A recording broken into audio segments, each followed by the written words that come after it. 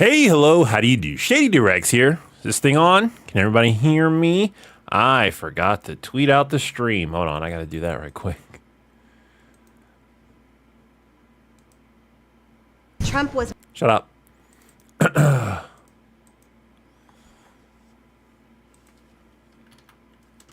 Can y'all hear me? Just need feedback for the audio.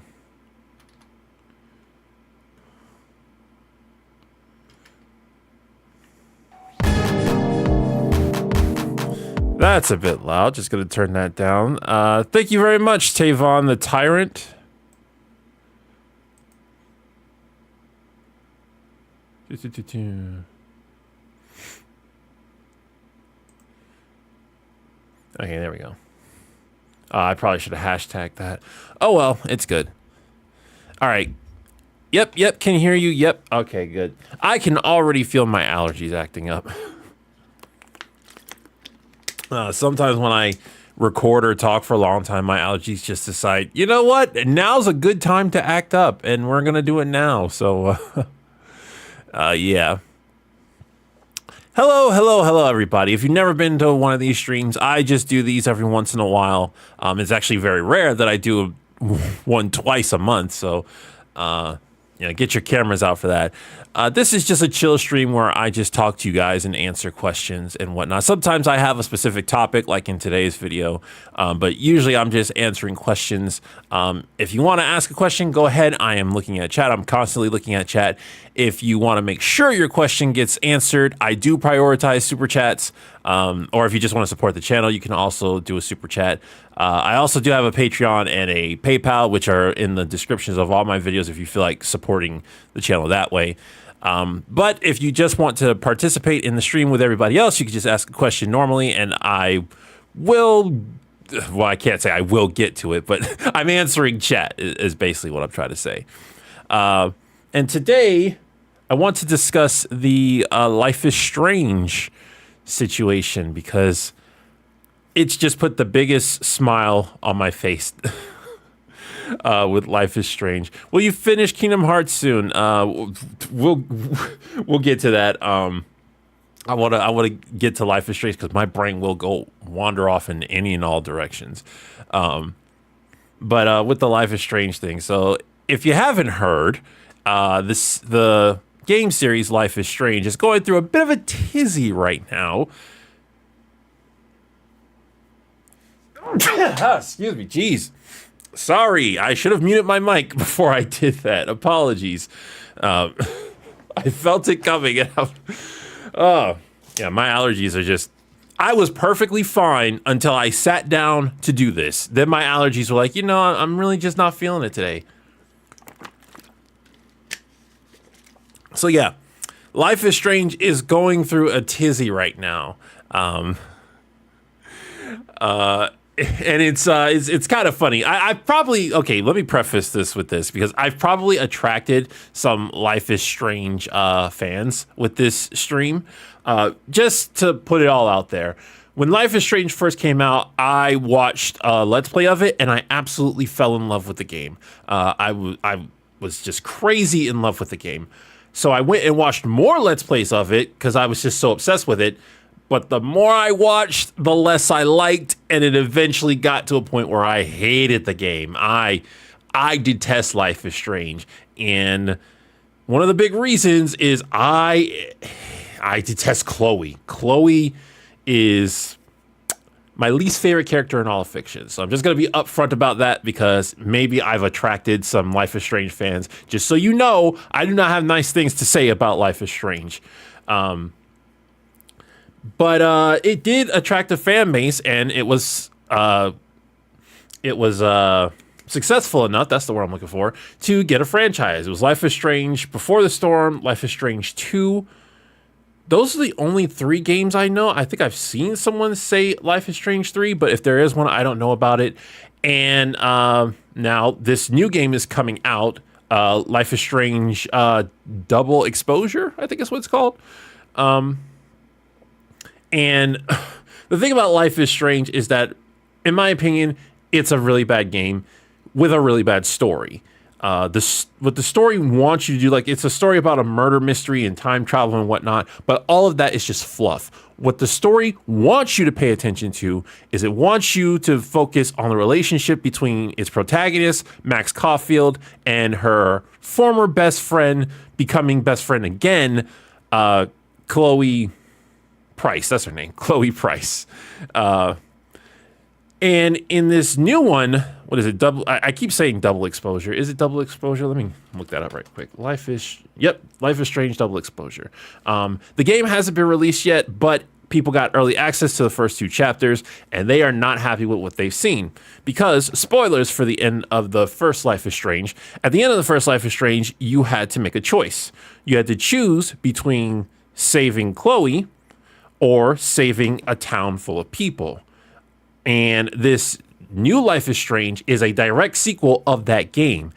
And how it starts is it reinvigorates your choice. Did you save Chloe or did you save Arcadia, which is the town that would have been destroyed?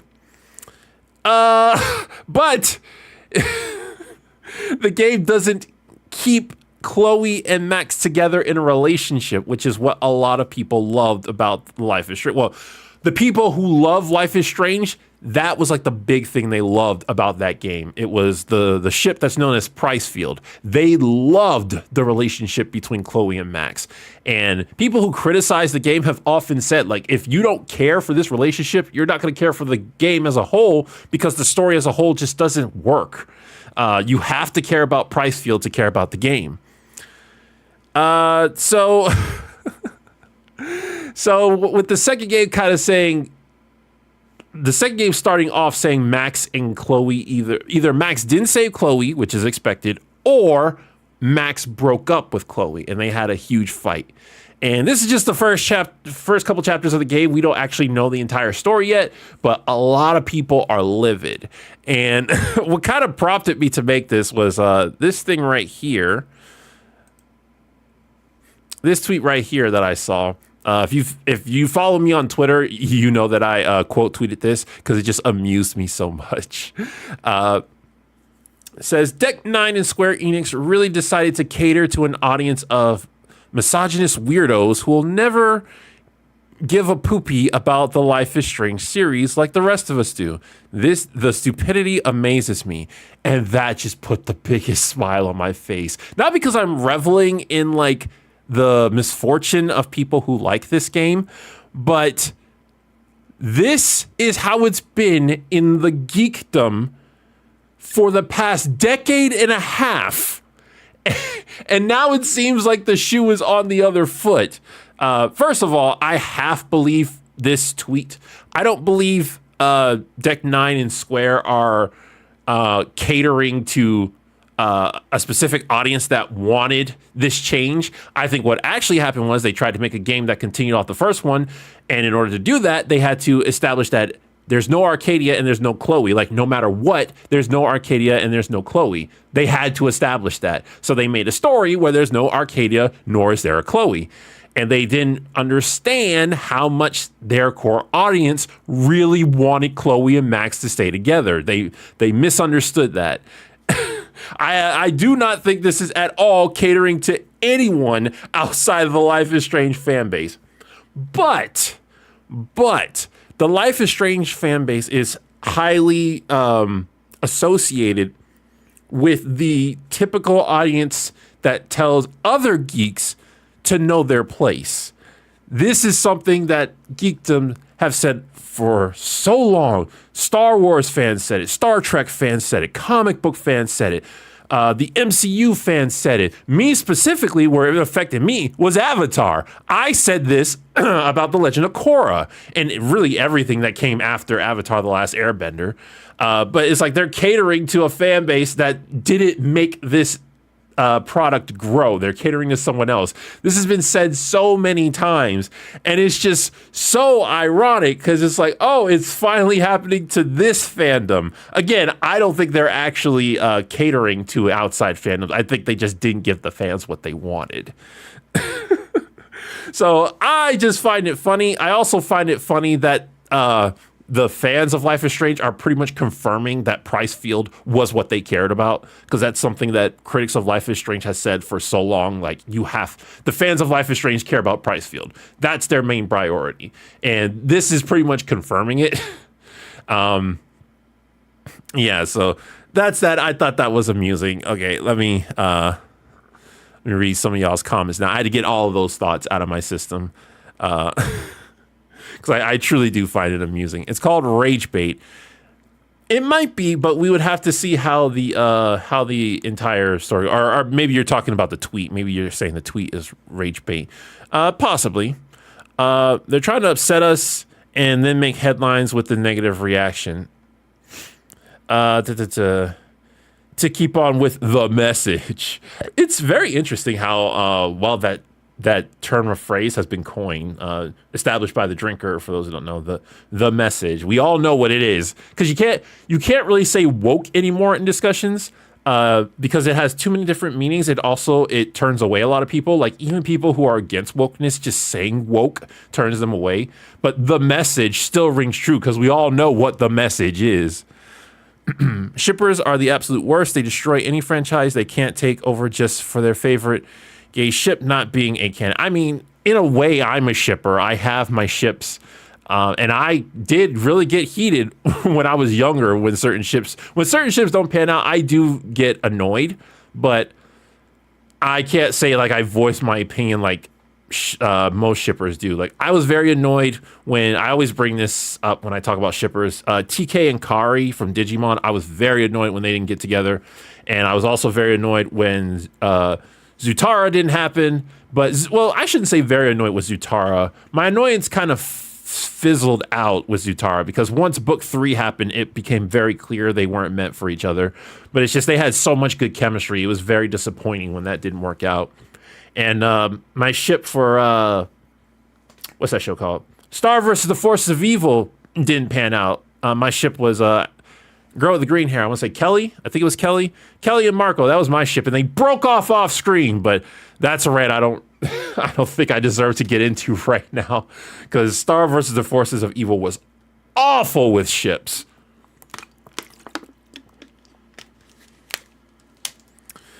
Well, 52% of the players let Chloe die, so majority picked being alone. I mean, but I wouldn't say 52% of the players make up the majority of the fan base. Those are the people who played the first game or replayed it.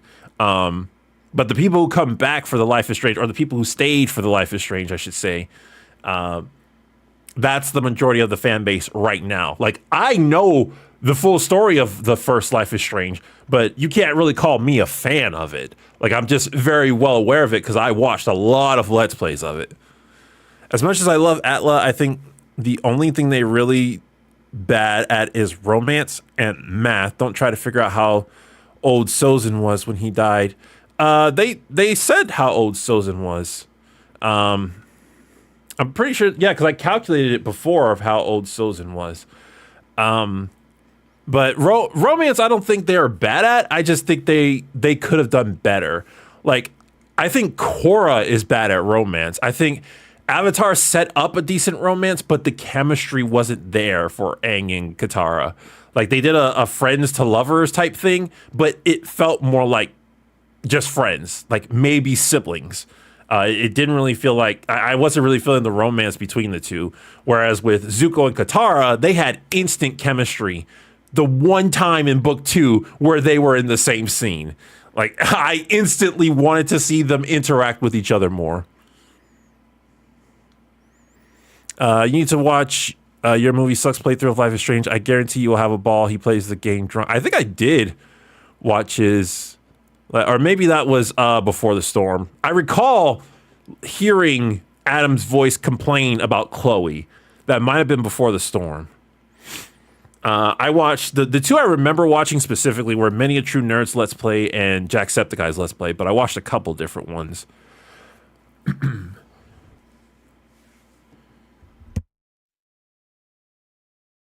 Had to mute my mic there for a second. My sinuses are really not cooperative today. What's happening with Life is Strange? The new game that is coming out in a couple of weeks. Some people got early access to it, and they do not like that Max and Chloe have broken up. And like I find it amusing, but I also understand where they're coming from, because that was what the fans of Life is Strange, like that was their main priority with that game. And that was also the main driving force of that game. If you go back and watch a Let's Play of Life is Strange or play it yourself, you will see the game prioritizes that relationship. This whole big mystery with who's killing off girls and whatnot, like that takes a back seat. It eventually takes a back seat to Max and Chloe's relationship. And it's also like the game, that's why the game treats Warren like crap, because Warren is the guy interested in Max. And despite the fact that he's nothing but helpful to Max, she just treats him like crap the entire game. Because the game wants to make it clear that she is not interested in him. Shady, there are rumors there will be a Skibbity Toilet feature film. Okay, listen. I'm not good with modern lingo. I've heard the Skibbity. I don't know what that means. For all I know, I'm saying a swear word. Never played Life is Strange. Aren't the two toxic? Yes. Chloe is my least favorite character in all of fiction. All of fiction, Chloe Price is my least favorite character. And Max is pretty bad too. But Max gets some leeway because she's not as toxic as Chloe, but man, she has her moments. Those two are, I cannot stand them. Isn't there a scene at the end where they show that Warren is an obsessed stalker? I mean, there's a scene where they show that Warren kind of pushes the boundary, but like I don't think he does it any more than like Chloe or Max. An obsessed stalker, I think that's pushing it far, especially considering who the actual obsessed stalker is in that game. The chemistry of Zuko and Katara is mostly because of their mothers or lack of. Well, the chemistry of Zuko and Katara is because they have personalities that I feel complete each other. Zuko is devoid of hope, and he has had to work hard for everything in his life. He constantly feels like things are going to go wrong, and he's angry all the time. Katara is full of hope. She feels like she can bring about change. Bring about change is she feels like she can do something about her situation. I hesitated to say that because fire is supposed to be the element of bringing about change. Water is supposed to be the element of adapting to change. But Katara feels like she can accomplish things. And when they got together, Zuko displayed out his lack of hope for the future, that he felt he might always be the banished prince of the Fire Lord. And Katara displayed her hope for the future, that she had something that could possibly remove the physical scar. And in that one moment, it felt like they completed each other. It was the first time they had ever spoken in a non-threatening manner to each other, and it flowed so naturally, like even more naturally than the chemistry she has with Aang. I'm not necessarily more natural than what she has with Sokka. She and Sokka have a very good, man, that's loud. She and Sokka have a very good sibling dynamic. But I just felt it was really natural. Jim Ratloff, thank you for the $5. Have you seen Internet Historian's explanation of Life is Strange True Colors? No, I have not. I tried to keep up with the Life is Strange stuff just to because I like hearing people rag on it. But I couldn't even get through a playthrough of Before the Storm because Chloe and what's that girl's name? The girl Chloe was with in that game are just so toxic. Like just in the first couple chapters, they're just so toxic. I was like, I can't take another game of this. And like Life is Strange 2, I didn't even bother.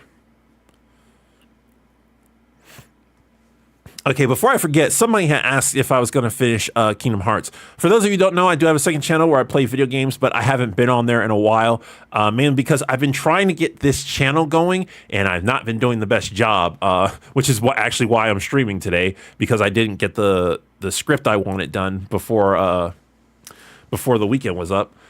I I'm not abandoning that channel because I love my Let's Play channel. I love doing Let's Plays. I love commenting on video games. I think it's so much fun.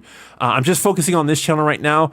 At worst, I will get back to that channel in January, because January I tend to take a break from the main channel because, ad revenue is down, and that's a good time for anybody, any YouTubers or any online content creators really, to like take a break from things.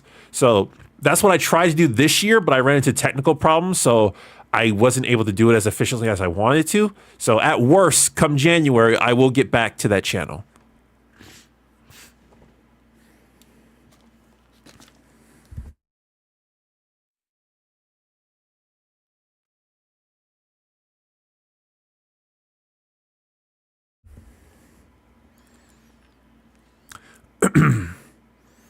Life is Strange 2 is different characters, but the main character is just as toxic, if not more. I mean, yeah, that kind of is the vibe the fandom, not the fandom, the franchise gives off. Let me switch this. Shady, was the Discord server recently made? I noticed its existence just before this stream. Not recently, no, but it has recently gone through some changes. The Discord server has been around for a while, but I haven't really promoted it. I haven't really been doing anything with it, and I've recently gotten some admins for it because I feel like it would be better to put it in the hands of people who are passionate. And this is how I feel with everything. If you're running the people running something should either be people who are good at running it or who are passionate about running it, either or. And I felt like I wasn't either. I don't really have a passion to learn more about Discord. I just started it up as a chill place to hang out, and I feel like I've really been slacking on it, so that's why I got some admins. Side note, I disagree with your take that stealing is always deplorable no matter the circumstances. There are scenarios like being very poor and having a family to provide for. Well, whenever I make an absolute, that's probably an accident in the diction. I don't like making absolutes. However, when it comes to stealing, my general stance is taking something that's not yours is an infringement on someone else's rights, and because of that, it is inherent wrong. Now, your rights end where someone else's rights begin. So there's going to be situations where you infringe on someone else's rights, but it's still the right thing to do. But I'm not going to say just because you need something that makes it okay to infringe on someone else's rights.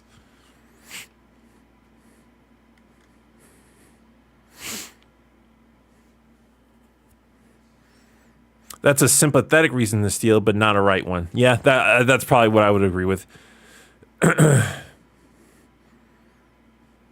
Only Sith deals in absolutes, said the Jedi with an absolute. Who is the superior fusion? Isn't that like canonically Vegito? He's the perfect fusion of the two most powerful warriors? Or are you talking about Steven Universe? Because in which case, I don't know.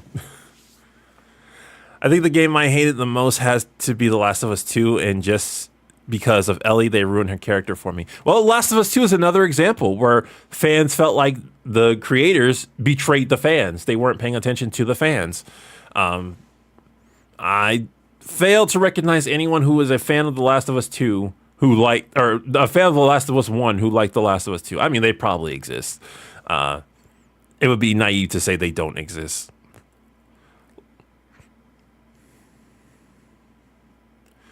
Shady, I'm taking a game making course and I promise to make a better game than Life is Strange. I know the bar is set very low. Eventually, I will get into game making. I went to school for computer science. I love programming. I still love programming. Like every once in a while, I dive back into it. It's just so much fun to me.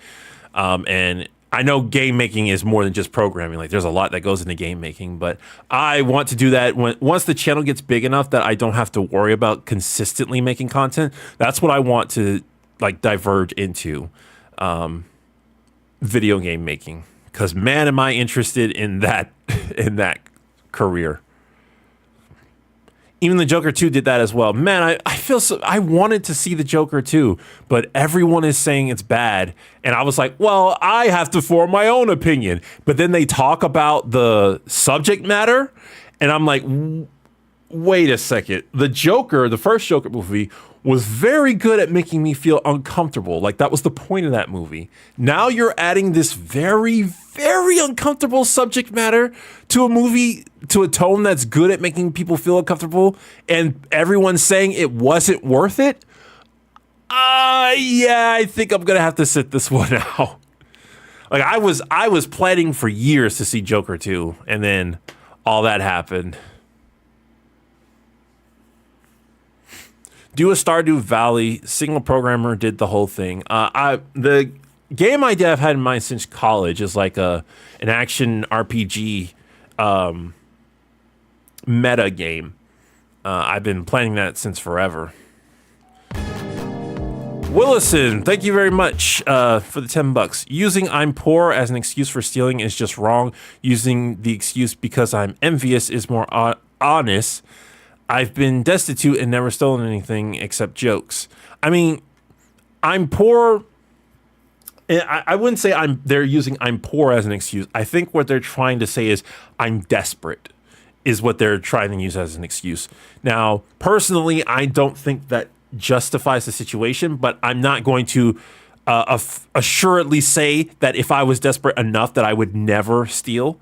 But I lean towards that I would hope that I would stick to my morals and still wouldn't, even in desperate situations.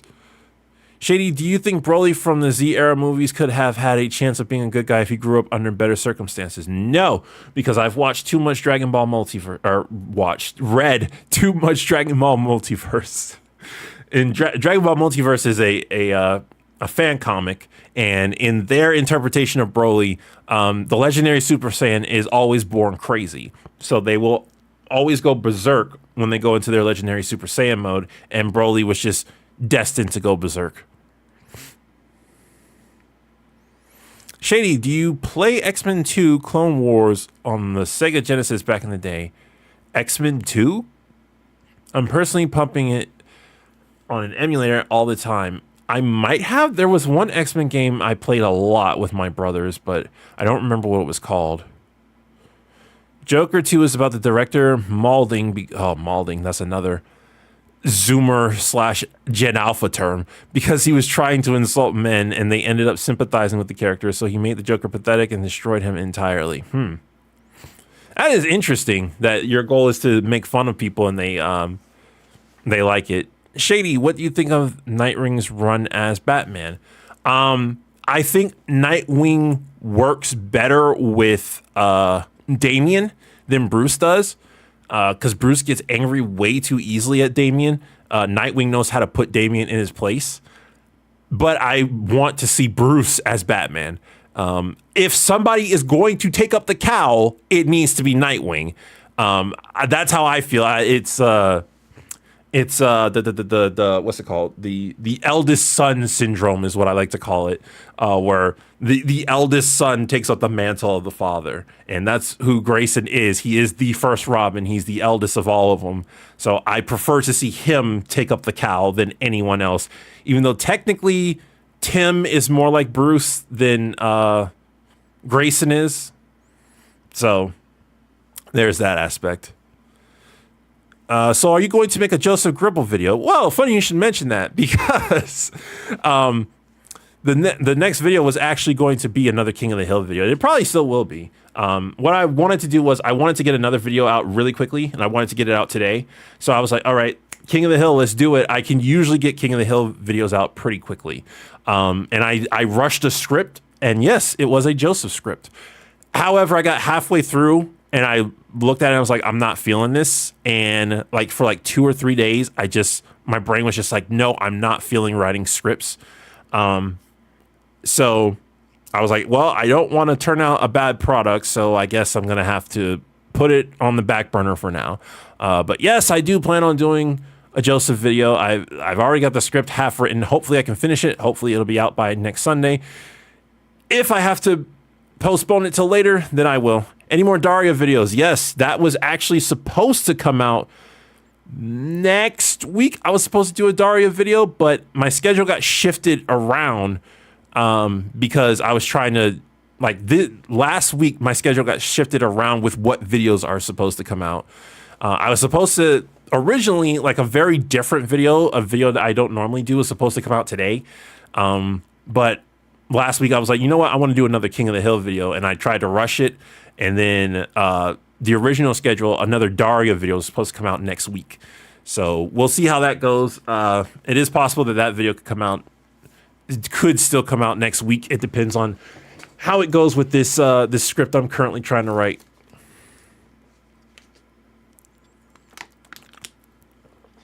Tim is the detective. Jason uses intimidation. Grayson is probably the most well-rounded. From what I know, Grayson was... No, that's Tim. I was going to say Grayson is the one most comfortable with himself, but I think Tim is actually more comfortable. But I haven't read too much of Tim, and I know they recently changed a lot about Tim.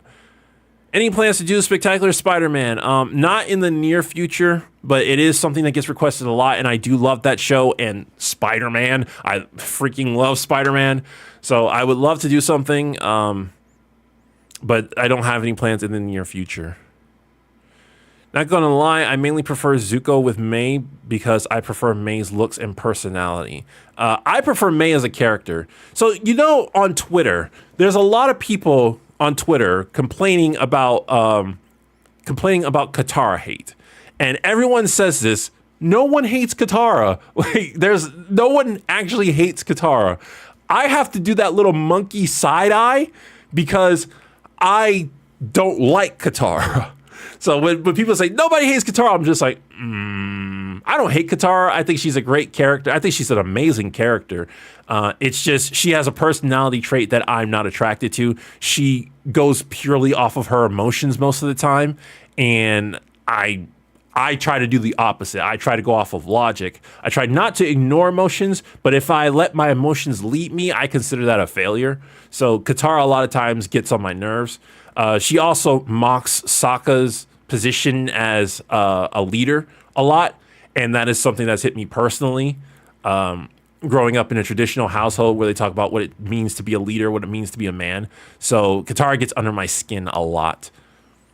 I also don't like how fast she specifically excels as a bender, because you start the show with her being the most novice bender of everyone, and then mid-book fire, she's threatening Zuko, who used to be the main villain.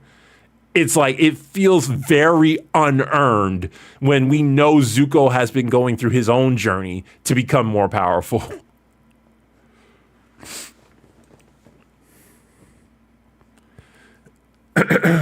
No one hates her, they just have criticisms of her. I think she is the least liked member of the gang, which is why people say she gets hate, because she did do the most detestable thing, which is when she made fun of, when she downplayed Sokka's feelings for their mom. Like, that is very, and she never apologized for it. That is a very detestable thing. But like, that's, and she has done things like that before, where she is downplaying how others feel about situations. So I think people do have the most criticisms of her, and I think people like her the least. Like, even people who like her, I think she's rarely most people's favorite character. Like, the hierarchy is like Toph for the gang, Toph, Zuko, Sokka close to Zuko, Aang, and then Katara. Though Katara might actually supersede Aang in that regard. Okay, I need to turn that music down because good gravy is loud on my end. I don't know where it's coming from, though. Want to do a video on Discord Who, thank you very much for the €2 Want to do a video on best Spider-Man guy, Paul. That feels like a joke I should get, but I don't. Yeah, who's Paul? Exactly, Luniverse. Paul. Okay, I haven't read comics, so that controversy with Paul, I think I know who you're talking about. Hold on, let me make sure before I make a fool of myself. Yeah, okay, yeah, he's the guy like everybody in the Spider-Man community just hates. I don't know the full story of Paul. because I wasn't reading comics. I just know from what people talking about on the internet say about Paul. So I from my knowledge of Paul, he is a character who the creators made in a way that makes Spider-Man's life way worse than it should be, and fans don't like that. And I think recently something really terrible happened to him, and fans were very happy about that. But I have a very limited perspective on that. Are you going to do a video covering the new King of the Hill reboot when it comes out next year? Probably. It'll get a lot of views. It's difficult for me to say because my brain knows the thing I need to do to get views, but it's not always in the mood to do that thing. And I get so annoyed because I'm like, if I could just do this, lots of people would watch this video. Like when Velma was a big thing, I wanted to cover Velma because I knew it would get a lot of views, but my brain just didn't care. Like I have all the footage of season 1 Velma stored on my hard drive because I was planning on reviewing it, but my brain just didn't care about the show. Like it hated the show, but it didn't want to talk about it. So I just did like a really quick video. I should have done in a nutshell video at least, but I just couldn't get my brain to care. This is something that I annoy myself with because the business YouTuber part of my brain knows what I need to do to keep my views up and to get them up even further. But the creative side of my brain is like, no, I don't wanna. If you had to choose, which Spider-Man suit would you like to have? If I'm only allowed to have one, I want the original. Though I don't necessarily need the armpit webbing from the original. If I'm only allowed to have one, the original. If I'm allowed to have the ones I want, the top of my list are the original and black suit. I absolutely love those two. I do not care for the MCU special suits, and I do not care for the Spider-Man video game with the white logo. I don't care for that. I honestly don't think the colors even work that well. Would like to get into superhero comics, but it's annoying how there are a bunch of different iterations and storylines from several writers compared to mangas where it's just volumes 1 through 10. Yeah, my big thing about comics that I say, like, I'm probably in the less popular opinion when it comes to this, is that I think stories should end. I don't like that comics go on forever. I really don't. I think it's bad for the story, bad for the characters. I remember I was watching an EFAB video, and Mahler was talking about the MCU, and he said, people are saying these stories should end. No, you can keep these stories going. There's more interesting ways to tell them. It's just the MCU is bad at keeping them going. And I disagree with him on that in the chat because I wasn't in EFAB. I disagree with him on that because I'm like, there's a certain point where the story should end. Specifically with the MCU, the story should have ended with Thanos. Yes, there are, like, the lives of the characters can keep going and they can keep doing more interesting things, but you made the audience interested in this part of their lives. And at that point, the story should end, or at the very least, shift to a very different perspective and just have the story of that character be a cameo, which is kind of what MCU is doing, but they're doing it badly. No one tells Shady about the anime case closed. Who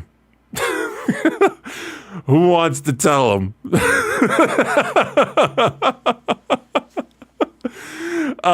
Willison, it's a bit late for that. That's literally my favorite anime. And that's a complaint I've had about Detective Conan.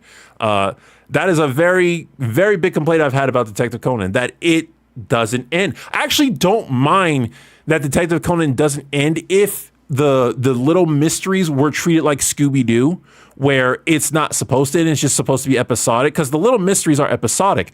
But I do have a big problem with the fact that the main plot will never come to a close. Like, you can tell they don't intend for it to come to a close. Freaking Conan has been 10 for what? How long? Like 17 years now? It really sucks, but yeah.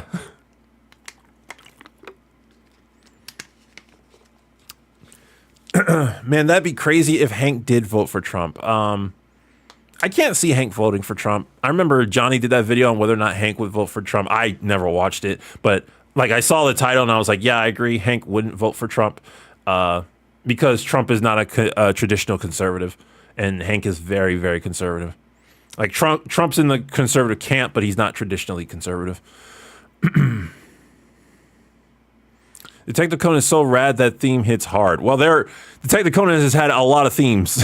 It's been around for a long time.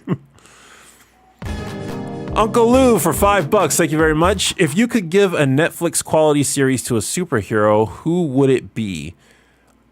I want to see a revival of Static Shock. I think Static Shock deserves a revival. His show did really well.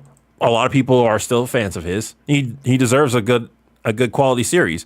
If we're talking about a superhero who hasn't had a series yet, I would be interested in a Wonder Woman series, even though Wonder Woman is like one of my least favorite DC characters. But if they do it quality, like that would be interesting. I have read good Wonder Woman comics. Green Lantern would also be pretty good, although Green Lantern had a good series, it performed poorly. But yeah, Static Shock would be at the top of my list because he's just due for a reboot. Honestly, there's no reason he shouldn't have had a reboot at this point. But I guess just animating his powers would be like difficult to do. I don't want to see them ruin Static Shock. Well, he said quality. That was the thing. I don't trust a lot of Hollywood to do really anything. But if you're telling me it's gonna be quality, I think Static Shock is like the next in line for a decent series.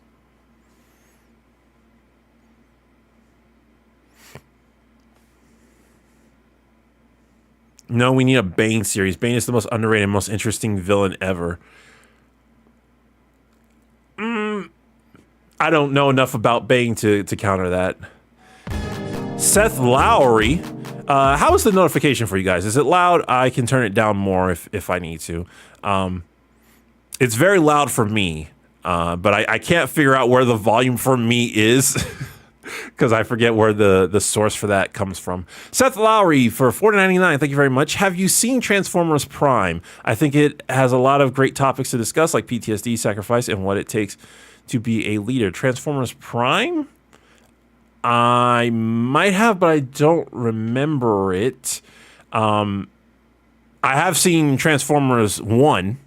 That's the movie that just came out, right? Transformers 1. I've also seen The Good Robot. Last stream, I was like, oh, I'm going to watch Transformers, and then I'm going to watch The Wild Robot. And somebody said, oh, yeah, the 2 robot movies out right now are really good. And I was like, 2 robot movies? What are you talking about? There's only 1. I forgot when I said that the Transformers are freaking robots, in disguise. But Transformers 1, I really liked it. It's so good. It is so good. I think Chris Hemsworth has a decent Optimus Prime voice, but it is Chris Hemsworth. Like I just think his natural voice is good for Optimus Prime, but it is Chris Hemsworth. Like you could tell. And then there's a scene where him and I forget her name, but the girl Transformer are talking. I'm like, this is just Thor and Black Widow talking to each other. That's all I hear right now. Willison for $2. Thank you very much. Bane had a cartoon series already, Mucha Lucha. That was his origin story, Mucha Lucha.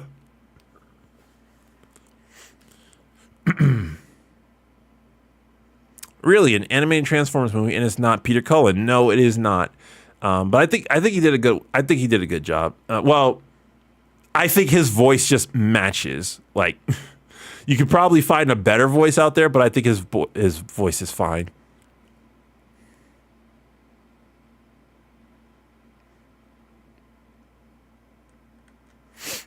But I'm a big Saturday morning cartoons guy, and Transformers 1 is just it has so much Saturday morning cartoon energy.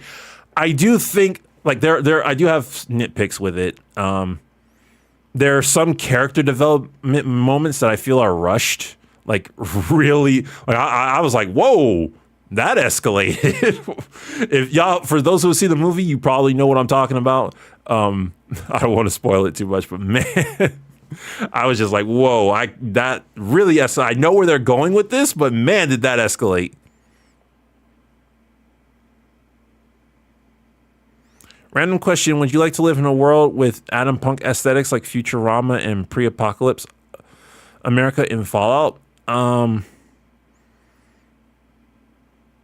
Futurama, maybe if it's like more serious. Fallout, not. Because I'm applying like the fate of the Fallout universe in my brain, because you know they were pretty reckless with all that power they had, but like the stuff that came out of it, like all the Mr. Handings and stuff, pretty decent thing to deal with. Shady Doorags, you're talking about Megatron. Oh, I don't want to get into too much detail of what I'm talking about because I don't want to spoil it for people who haven't seen it. I spoil things in my reviews. I don't like doing so in live streams unless we're specifically talking about that thing.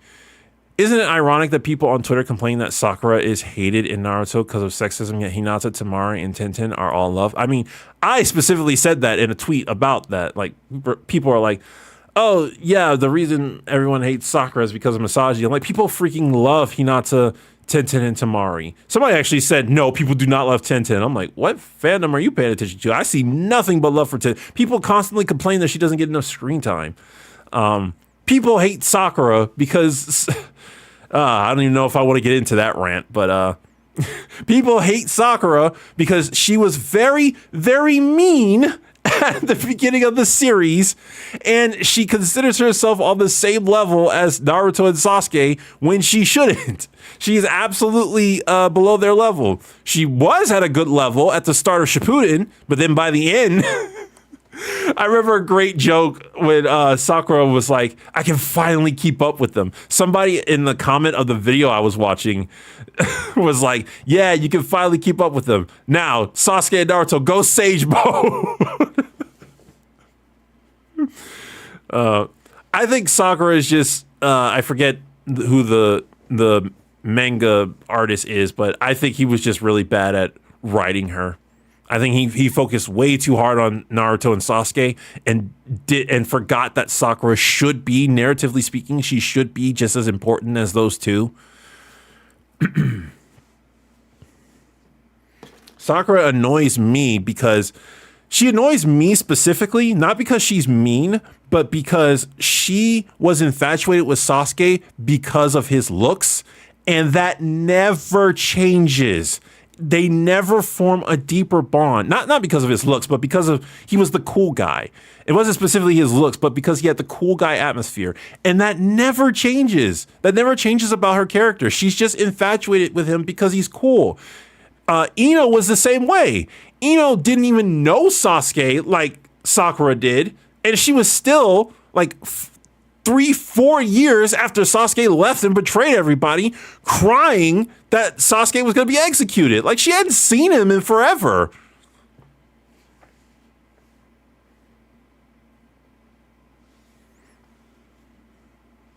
He forgot everyone to focus on Obito. I don't think he forgot Naruto or Sasuke. He did. He forgot. I always felt like he forgot.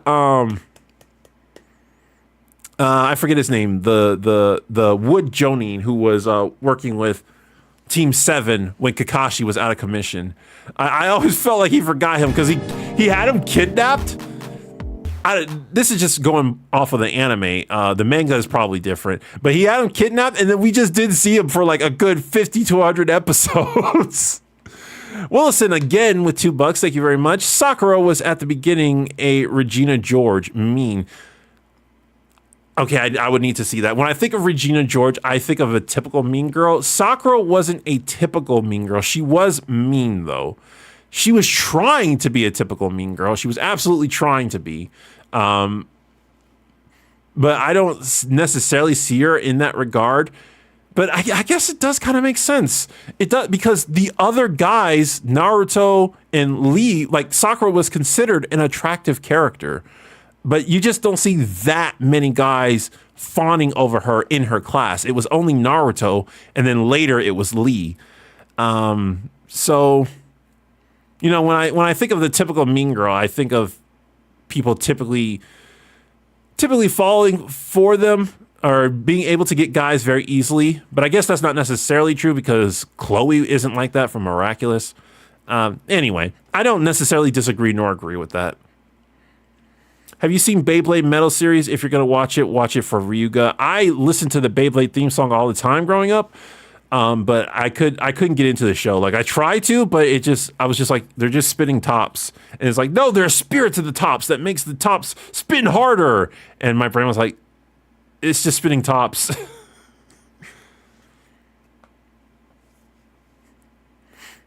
I forgot the Transformers were robots. Classic Shady. Yeah, I forget a lot of things in the heat of the moment.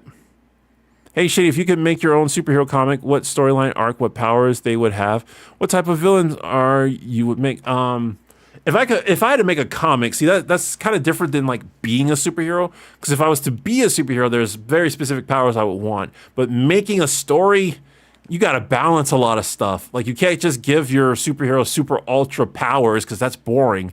And if you do give them super ultra powers, you have to find a way to make them interesting.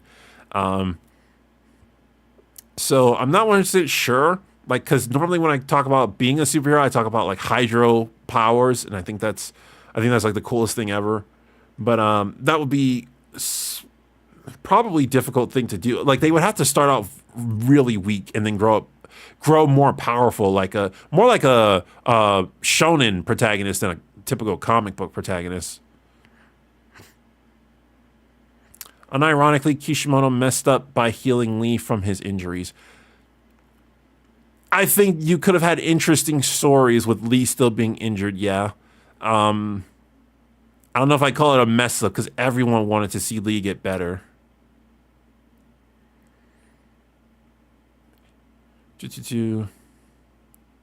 Moses parted the Red Sea with a Beyblade. This is canon. I want to make a hero whose power is to generate biomass that can take on any shape and slice things apart. There was one manga, Law of Ueki, or is it Yuki? I think it's Ueki. Law of Ueki. He had the power to turn trash into trees. Such an interesting manga. Unfortunately, they clearly rushed the ending. Because there was this big buildup, and then they got rid of the original Big Bad and replaced them. And then towards the ending, like, things just escalated so fast. What superhero would you like to have with the understanding that this is for your day-to-day life, you're not fighting villainy? What superhero, I think you meant to say life, would you like to have with the understanding that this is for your day-to-day life, you're not fighting villainy? Well, not Peter Parker's. Peter Parker's day-to-day life sucks. I mean, Bruce Wayne has a pretty good day-to-day life.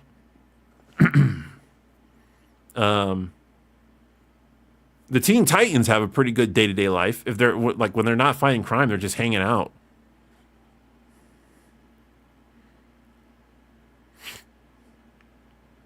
That's how you spell it. Law of Ueki.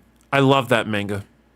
It had a sequel. The sequel was definitely rushed because, man, the sequel started getting interesting. Law of Ueki 2 or whatever it was called. It started getting interesting, and then they finally get to a new point in the story, and they just skip the entire journey and go to the end. I'm like, oh my goodness.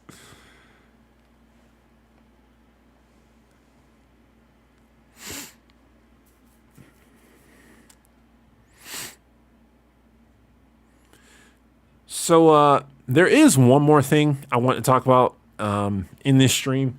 I thought somebody would ask me about it, but it seems nobody has. But I am kind of compelled to talk about it. Like, I feel compelled. This is something I don't have to talk about, and probably something I could get in trouble for talking about. But I do kind of feel compelled to talk about it. I don't even know how many of you are even going to care about this, but I do feel compelled to talk about it. And that is, brace yourselves, the Just a Robot controversy. Very, very, very serious thing that happened with the Just a Robot controversy. So I I think I've had like one person ask my take about the Just a Robot controversy, but nobody has really. I think my audience and Jar's audience diverged a long time ago, so I think very few people even like associate us that much. But Just a Robot, Just a Robot is the YouTuber I've collabed with the most, so I can understand some people associating it. But let me just give a synopsis, because I'm pretty sure, so like I'm seeing it in chat, some people don't even know what Just a Robot controversy is. So for those of you who don't know, Just a Robot is a YouTuber whose channel specialized in commentary. He would oftentimes do power scaling and reviews. He talked about a bunch of different things. He used to be political, but he stepped away from that. And he's mostly known for his commentary stuff, but he's also done reviews and power scaling and stuff like that. And Just a Robot, the thing with me and him is that we've been there for each other since like the beginning of each of our channels. I was there when his channel first started out. He was there when my channel first started out. And we've collabed with each other. I've collabed with Just a Robot more than any other YouTuber. And I don't really do collabs that much. Because I have like mental blocks for why I don't do collabs. And the current controversy with Just a Robot is there was a content creator, I think her name is Sydney Bear. I'm not 100% sure. Sydney Bear, I'm just going to call her Sydney, who did who was accused of some very bad things involving minors and there was very good evidence to support that she did the thing. Just a Robot tried to make a video defending her, and he did a really, really bad job. A really bad job. I watched the video, but I watched it as background noise. But I recalled while listening to it, I would oftentimes look up. He would say something, and I would look up and say, that doesn't make what happened okay. So after this video was made and everybody trashed it, Jar went onto a live stream to talk about the video, and he basically made things 100 times worse. And the reason why I'm bringing this up is because I want, like I said, I don't have to bring this up. Like, nobody's really telling me to bring this up. But there's one thing about this narrative that I don't like that's going around. Like 90 to 95% of the stuff that's happening with Just a Robot, I think is justified backlash. But there's one aspect about it that I really don't like, and that is the narrative that he was clearly attracted to this person. Not that he wasn't attracted to this person, but the narrative that it's so obvious that he's attracted to this person. The evidence for that are screenshots of his conversation with this person and the things he said to this person. And people are saying, looking at that stuff, it's so obvious that he's attracted to her. And I saw the comments. I listened to the conversation that he had. As somebody who knows Jar, which I should explain, my relationship with Jar is we've worked together. I think the best way to describe us is friendly coworkers. We tried to be like friends. We tried to hang out with each other more, but it just didn't work. Like, we tried to play D&D and stuff, but it just didn't work out. But as somebody who has spoken to Jar more than the average viewer, I looked at those conversations and those what he was saying, and I was like, that's just how Jar talks to people. If it was literally anyone else, I would have been like, oh yeah, he's definitely flirting. But I'm like, oh my goodness, no, that's how Jar talks to people. He says these awkward things, and he doesn't understand that they come across as awkward to other people. And afterwards, when he went on that live stream and he admitted, he was like, okay, I might have an attraction to her, I facepalmed again so hard, because I'm like, what he's trying to say is that he went into the thing not believing he had an attraction to her. If he has an attraction to her, he doesn't know. And that's why I don't like that. I don't blame anybody for coming to that conclusion, but I don't like the narrative that he obviously had an attraction to her. Because when you know how he talks, you wouldn't automatically jump to that conclusion. But I think everything else, like I think people are totally justified for calling him out for everything else. And I think even if he didn't have an attraction to her, that stuff he said still should have been a red flag that he should back out of that situation, that he had a bias. So, so not defending him, not defending any of the stuff he said. I just don't like that narrative. I think if you're gonna dog on him, I think it should be for the stuff he actually did, because there's plenty of stuff that he actually did that is bad. It's really bad.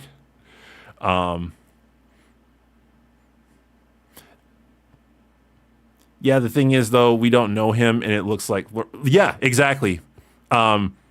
That's what I'm saying. I don't blame anybody for jumping to that conclusion, because if you don't know him, like literally, if it was anybody but Jar, I would have been like, yeah, that's obvious flirting. So no, I can't really blame anybody for coming to that conclusion. But just as somebody who knows him, I don't have enough evidence to see that he was obviously flirting. But that's one thing. It's a very minor thing off of all the other stuff that happened. Like. That's the one thing that I think people just shouldn't run with, because there's so much other worse things that he did. Honestly, I'm being 100% honest here. I would hope that he could come out of this not unscathed, because he messed up bad. But I would hope that he could come back from this, because obviously I don't want to see somebody who I've worked with fall completely off the grid. But at the same time, there do need to be repercussions for what happened. So that's that. If you guys now want to go and cancel me, have fun. How do you feel about the situation? Is it shocking first hearing the news? What situation? The one I was just talking about? So to sum up, Jar is suffering from major foot and mouth disorder. Well, that's just the thing that I have a problem with in the narrative. Like, I don't, as somebody who knows Jar, I don't think it's obvious that he was attracted to this person. And I do feel bad about his whole dating situation, but like, that's not something that I can like counsel anybody on. As somebody who's very asocial, they can't cancel you. You're too base. Isn't that how you cancel people? Isn't that how you get canceled, I should say, by being based? I'm really glad you talked about the situation. I was just going to ask, but then you just brought it up. I figured somebody might ask, and I almost like put this in the title, like I'm going to talk about the Just a Robot situation. Just because I don't like misinformation. So that's why I'm like, I feel like everybody is going with that narrative that he obviously had a crush on her, that he was obviously attracted to her. And I'm like, Jar puts his foot in his mouth all the time. Even when he was on stream, he said, maybe I do because I'm a straight male. And I facepalmed so hard. I was like, no, that looks so bad. You've basically admitted guilt. But anyway, glad I got that out of my system. So I did just feel something in the back of my mind just saying, like, you should say something about that, because there's a clear misunderstanding with that specific aspect. But everything else, either I don't know enough to talk about it, or I agree with the with what happened. And this is after I've talked to Jar personally. Like, I've had a conversation with Jar personally. And even after that conversation, I'm like, yeah, a lot of the stuff you did was pretty bad. Boo, this is the internet, no nuance allowed. What is it, nuance? I think it's maybe just perspective. I would feel bad if he left the internet. I feel like Jar felt untouchable and got careless about the situation. There are people who've done worse that are still on the platform. I mean, it is true. There are people who have done worse and are still on the platform. But at the same time, that doesn't mean what Jar did wasn't bad. Again, I would like if he came back from this, but I understand the backlash, because yeah, there was a lot of messing up on his end. I didn't know this was a thing, really. I saw a meme with someone adding Jar's character in a meme of terrible people. I mean, it's gonna be, if he can come back for this, it's gonna be really hard. It was already an uphill battle because his channel had fallen out of the algorithm. So now it's gonna be extremely hard. Perspective doesn't exist on the internet. You agree with the majority hive mind or suffer their wrath. I feel like I've been spared from that. I guess my Nightwing shirt just makes me immune. I don't even. You guys want to know a secret? I don't even have that Nightwing shirt anymore. You may now unsubscribe. I make jokes about that all the time, like, oh, it's the Nightwing shirt that draws people in. People have told me that they'll be like, man, that's a nice Nightwing shirt. I'm subscribing. That picture is almost a decade old. That Nightwing shirt is old. But hey, I still got a Nintendo 64 shirt, so, you know, I still got some geek credibility, right?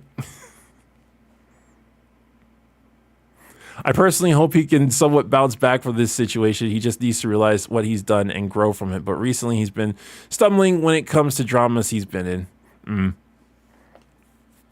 Unsubscribe from no Nightwing shirt? Yeah, honestly, me too. I'm unsubscribing from myself. No Nightwing shirt.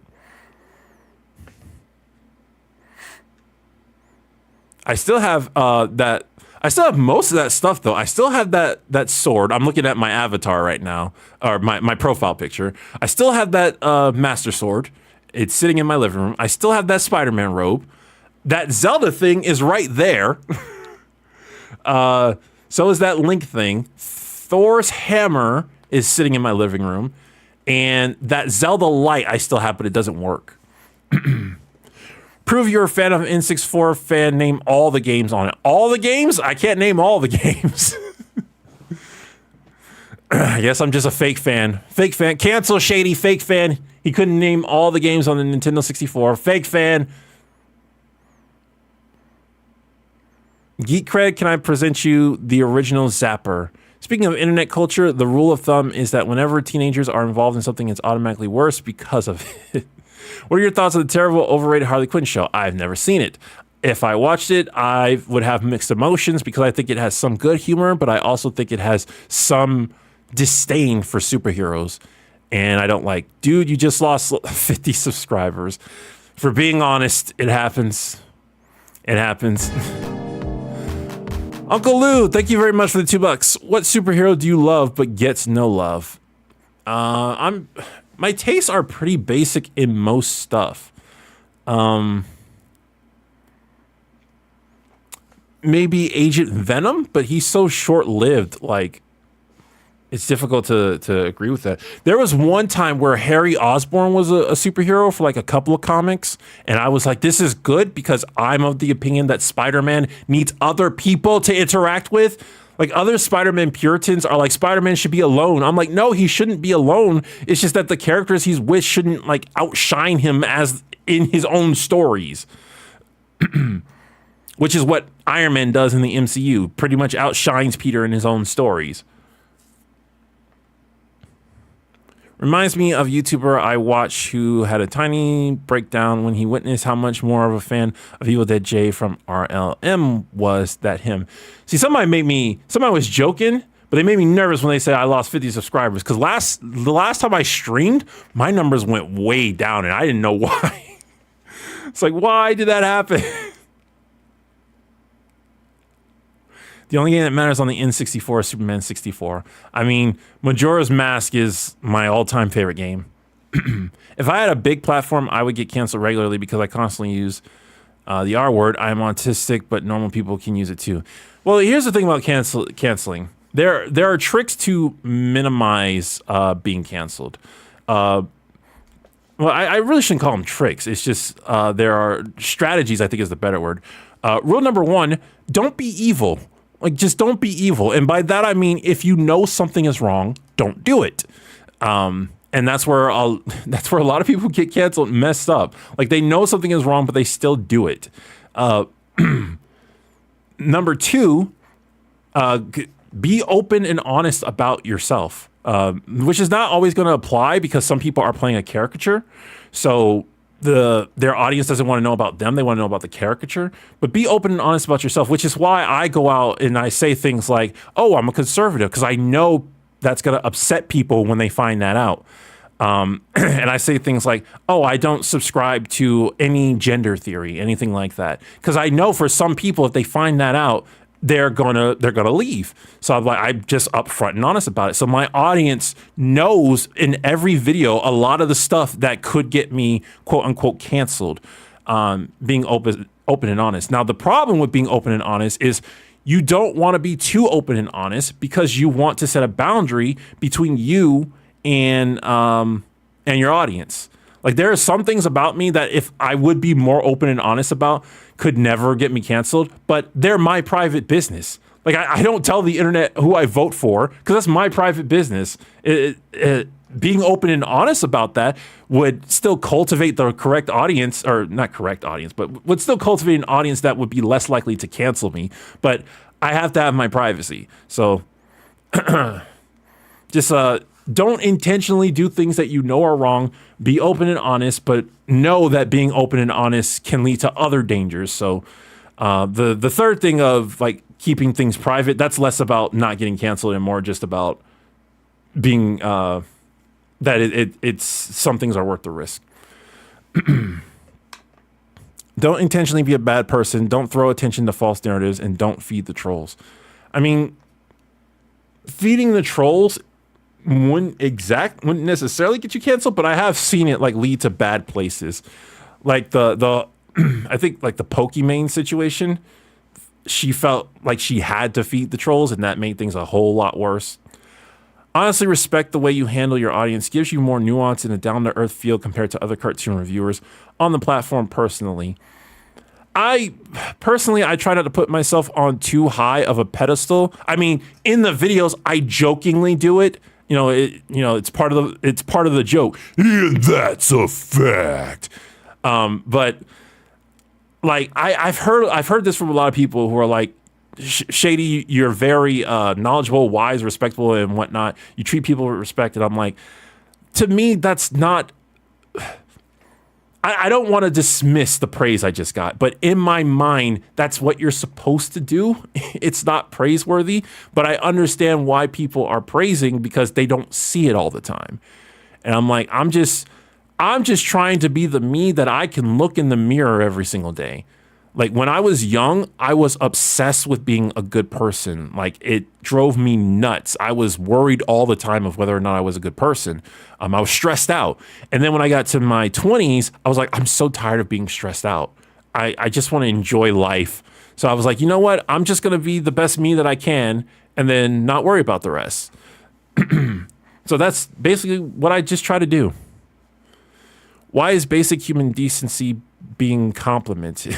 Yeah, that's how my brain goes. I remember when I was at my job, when I was at a job, it was a while ago when I worked at a creamery. No, that wasn't just a joke for a video. I did used to work at a creamery. It was my first week there, and I spilled ice cream all over the floor. And I was like, well, I spilled ice. I was left alone. It was a very small store. My manager had left me alone to go eat lunch. And it was, I spilled ice cream, and I was like, well, gotta clean it up. And I went and I grabbed the mop, and I started mopping it. Manager came back from his lunch and he said, what happened? I said, I spilled ice cream, so I'm cleaning it up. He looked at me dead in my eye. He's like, thank you. I'm like, A, I work here, so it's my job to clean up. And B, I made the mess, so I should clean it up. Like, what are you talking about? He's like, you would be surprised how many people wouldn't do that. I'm like, oh, okay. Clean up their own mess and as well as clean up the mess in the store they're running. They wouldn't do that. Now I know. And now that I'm much older, I know what he's talking about. I'm left-leaning and disagree with you on a few things, but you are very likable and your content is enjoyable. See, I'm right-leaning, and I don't want this to be a place where only right-leaning people hang out. Like, I know because I admit a lot of times that I'm conservative, that's what's going to happen. But, like, if you're not conservative, you should still be able to enjoy my content. So when I try to make it an enjoyable place for everybody. That's why whenever I have like a hot take, there's usually at least some humor in the hot take. It makes it easier to digest.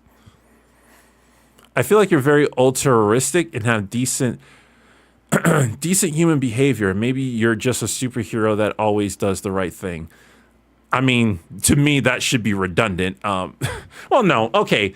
I harp on superheroes being good people, but I know I don't want every superhero to be a good person. I just think that should be the standard. And I think modern superhero stuff has forgotten that that's the standard. Like Wolverine was never like a noble person. And there were times where Batman would do something that wasn't like completely lawful. I've seen that happen plenty of time with humans, but it is supposed to be like the standard of superheroes that they are good people. Are you a fan of TMNT? I wouldn't call myself a fan, but I've seen it.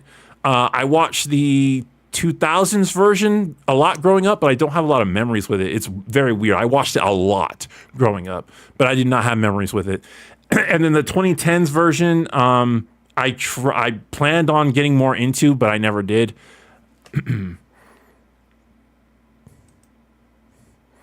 I mean, there is the whole thing about cart returns. Personally, personal responsibility isn't the most prevalent virtue, unfortunately. In today's society, no, it isn't.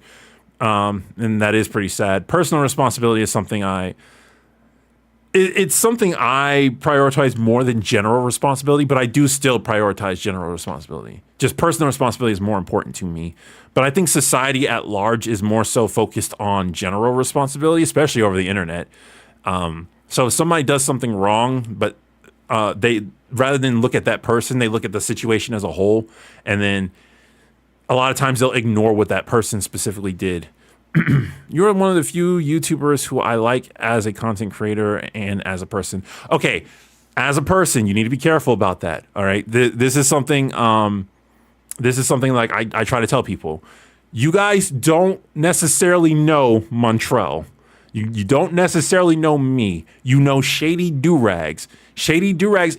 Shady Doorags is not fake. He is me, but he's the version of me that I present to you guys. You don't know all of me. A lot of one of the common things that gets told me is, you sound like a great person to have a drink with. I'm like, no. First of all, I'm asocial, so I probably wouldn't be talking a lot unless you brought up a topic that I was passionate about. I'm introverted and asocial. Also, I don't drink, so there's that. I'm a killjoy. And I'm uppity. Like I'm very uppity. Like a lot of times when I'm insulting myself in the videos, like I'm doing it jokingly, but it is still true. Like I very much am asocial. I very much am uppity. So like I tell people, it is possible you might like me if you ever met me, but don't think you would just because of Shady Doorags. So would you say Shady Doorags is your persona? I wouldn't use that specific word because that kind of gives it the illusion that it's fake. Shady Doorags is a real part of me. He's just a part that I choose to present. He's not all of me. Fartinator. Okay. 27, not sure what currency that is. Which turtle do you find the most alluring? I'm guessing you're talking about from TMNT. I've always been a Leonardo fan. I think he's the most balanced, and I really like his honor. Honor is a pretty big thing for me in cartoon characters. Agreed. Montreal is a sexy name. Could be sexy Doorags. You spelled it Montreal. You spelled it Montreal. It's a common mistake, but you have to understand, growing up in school, whenever there was a substitute teacher, they would see my name and they would pronounce it Montreal. There's no A. It's Montreal. But they would pronounce that, and it started to get on my nerves by the time I got to middle school.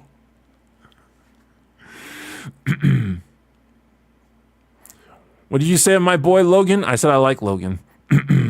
So a fraction aside, he's I feel like I'm coming in on conversations that I missed out on. Wolverine is an awesome character. Yes, he is.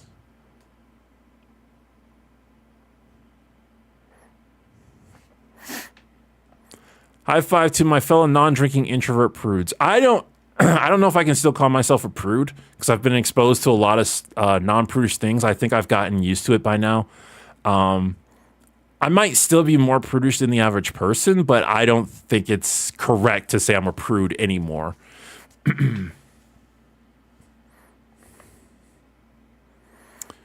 Being a teetotaler is based, actually. I don't know what that is, a teetotaler. Do you respond to review requests during chat, or is that... I respond to review requests, that's fine. I won't necessarily do it, but do the thing you're requesting. But I encourage people to make requests. It helps me make decisions on what I should review. I do look at your guys' requests. I'm still shocked that you didn't point out that one of the producers' names in your newest King of the Hill videos was Norm Hiscock, perfect joke setup. Well, my channel is family friendly. I have noticed Norm a lot. My brain looks for jokes. I've seen the name a lot, but I try to keep my channel family friendly. So jokes like that, I tend to not do too much. I might delve into it, like that one time when Jimmy Witcher was wearing the hot dog, and I was like, oh, I could say he's wearing Jimmy's wiener, or he's seeing Jimmy's wiener. So sometimes I'll dip my toe into a joke like that, but I try not to go too far down that route of comedy. Teetotaler is someone who is a non-drinker. Oh, I did not know that. More Static Shock. It has been a while since I've done Static Shock. Need to do one of those. I just try not to flood the channel with too much superhero stuff, and I really wanted to do Justice League this year because I skimped out on it last year, so I was trying to make up for it, and I also wanted to start Batman this year. Shady, do you agree that it's not only okay to forgive, but it's right, but don't use forgiveness as an excuse for bad behavior? Okay, so ignoring the Christian argument, the religious argument, because a lot of my philosophy comes from Christian stuff, but ignoring that part of the conversation, I think if you want progress from people or society, you have to be willing to forgive, because greatness can come from anywhere, including some place where badness has come from. Now, you don't necessarily have to forgive immediately, and you don't necessarily have to forget, but being willing to see the possibility of good from a bad place, I think, is important if you want society to continue to improve itself.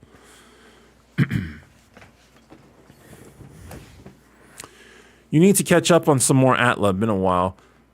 The Atla reviews depress me because they really strain my brain, because they didn't get that much views when I was making them. So in terms of monetary reasons, I don't have a reason to make them.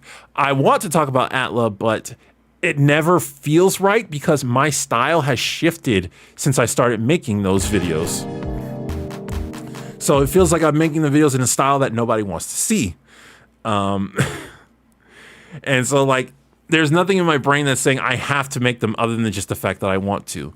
Willison, again, thank you for the $10. I'd happily invite Shady Doorags for a gathering, but I get the feeling he'd bring potato salad. Seriously though, sir, the talent of SDR's creators is what makes the video shine. Rock on, dude. I would bring macaroni and cheese, because that is the only thing I know how to cook well.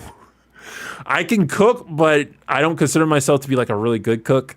But I found a mac and cheese recipe online, and everyone I've shared it to is like, this is amazing. So that's what I bring to like every family food gathering, is mac and cheese. Speaking of forgiveness, do you think it was right that everyone forgave Sasuke at the end of Naruto Shippuden despite him being a terrorist that attacked the world leaders? I didn't finish Shippuden. At the point that I left off, I did not think it was okay for Sasuke to be forgiven so easily, but he did do a very big thing to help fix his situation, but I don't necessarily know if I'd say it was okay. But again, I didn't finish watching. I know he helped save the world, so, you know. I can only make grilled cheese. I was hungry one day, and I was in a Discord chat, and somebody in my Discord chat was like, do you have cheese and bread? Go make grilled cheese. And I was like, I don't know how. And they're like, what? That's like the easiest thing to make. And I got annoyed, so I just went and guessed, and it worked. I was like, bread, cheese, sandwich presser, go. And it worked. I was like, okay, so now I can make grilled cheese. Is the mac and cheese baked with breadcrumbs? New. The mac and cheese is put in a crock pot, and it is left there for about 2 hours. And it is topped with shredded cheese rather than breadcrumbs. My dog says hi. What's up, my dog? Shady Cooks second channel. It would be Shady learning to cook. Like there's a reason in my last King of the Hill video, I was like, she's willing to cook for you. Why are you not keeping her around? Because I am not good at cooking. Again, I do know how to cook, but I'm just not decent at it. I wouldn't consider myself a chef. Willison, again, thank you very much for the $5. Also, a review request: the claymation movie Adventures of Mark Twain. The Angel Satan scene alone is chilling for an 80s G movie. Terrifying. I'm glad you guys have not given up on me when it comes to movie requests. Because, yes, I do want to review movies. I'm just trying to get my mind into the mindset of doing it. Seth Lowry, thank you very much for $4.99. Is there a show you want to talk about that won't get views? I would love to hear your thoughts on shows like Young Justice and DC Animated Films. Well, Young Justice would definitely get views because I get requested for that all the time. A show I want to talk about that probably won't get views.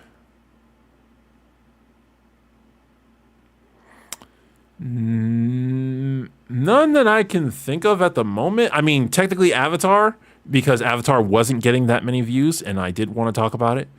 But none that I can think of, because I get a wide requests of videos, and it kind of pulls my brain in different directions of what I should talk about next.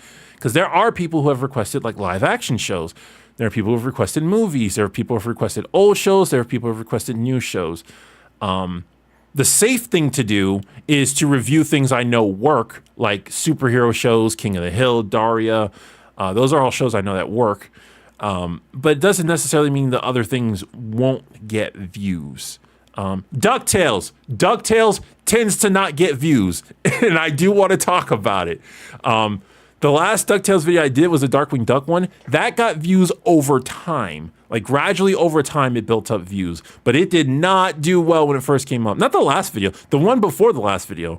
The last video I did was the Christmas one. That one also didn't do too well. It underperformed for what I usually expect from a video, but it wasn't like horrible. But the Darkwing Duck video also underperformed, and then over time it did more views. But yeah, DuckTales. DuckTales is a show I would absolutely love to talk about. If it got more views, you would see a lot more DuckTales here on the channel. Yeah.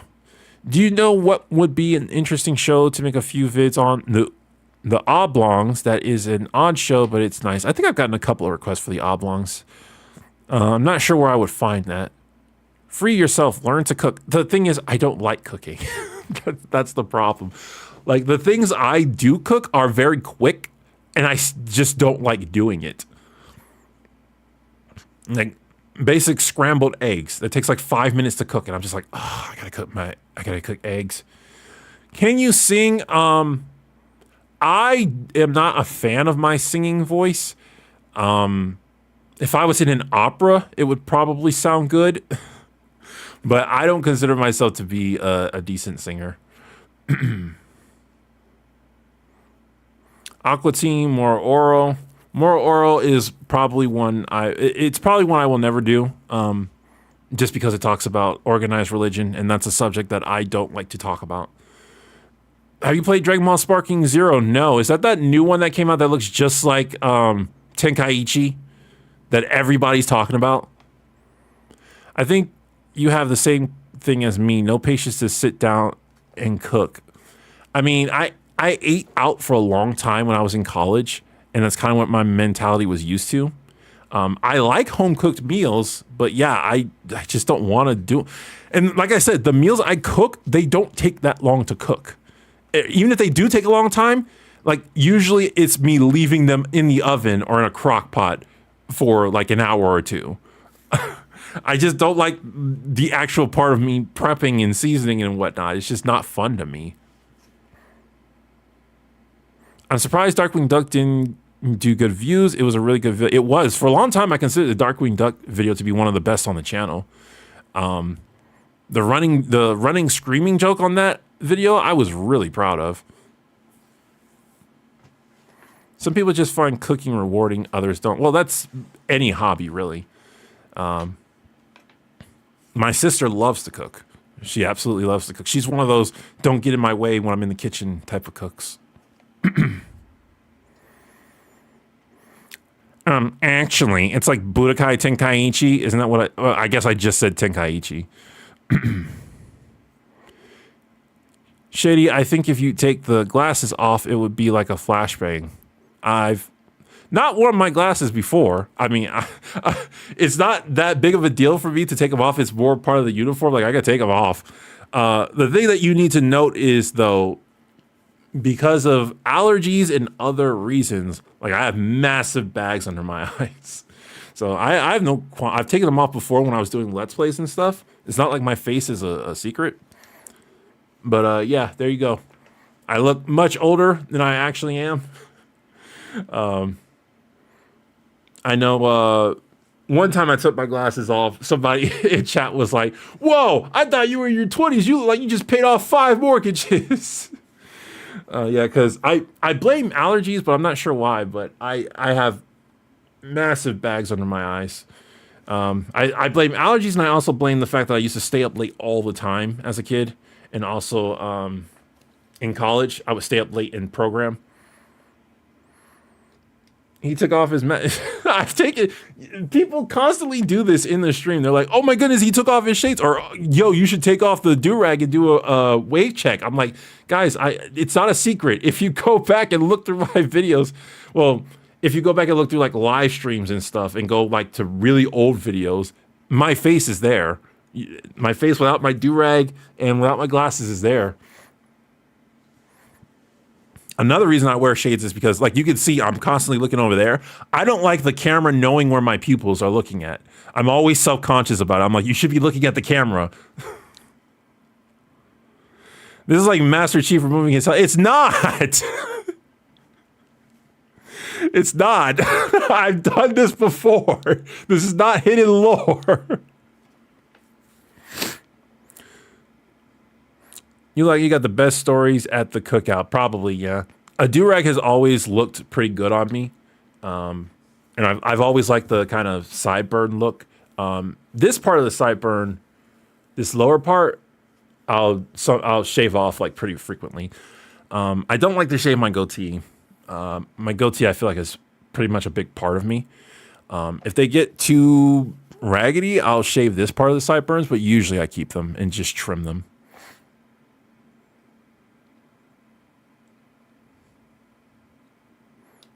I used to stay up late all the time when I was young. I still get mistaken for 16 when I close to my mid-20s. I guess it's the genes. I've always been mistaken for being older than I am because I'm super tall.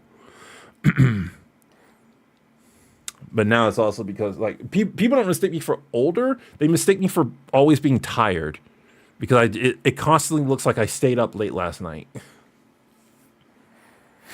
He's no longer Shady Doorags. Now he's just Doorags.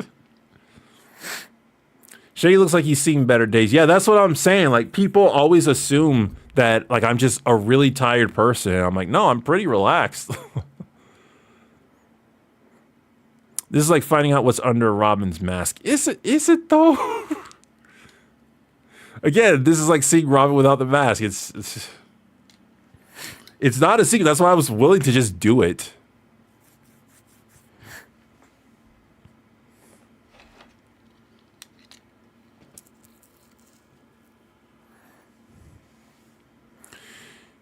Shady, you're one of the YouTubers I watch every new video of, even if I'm not interested in the topic. I haven't even watched most things you reviewed. I still watch your videos.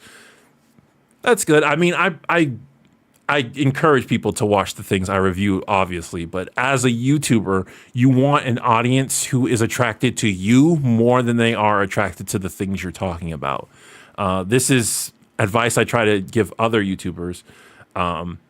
That, yeah, talking about a viral topic can, in the short term, be help your channel out. But what you really want are people who are attracted to how you talk about things.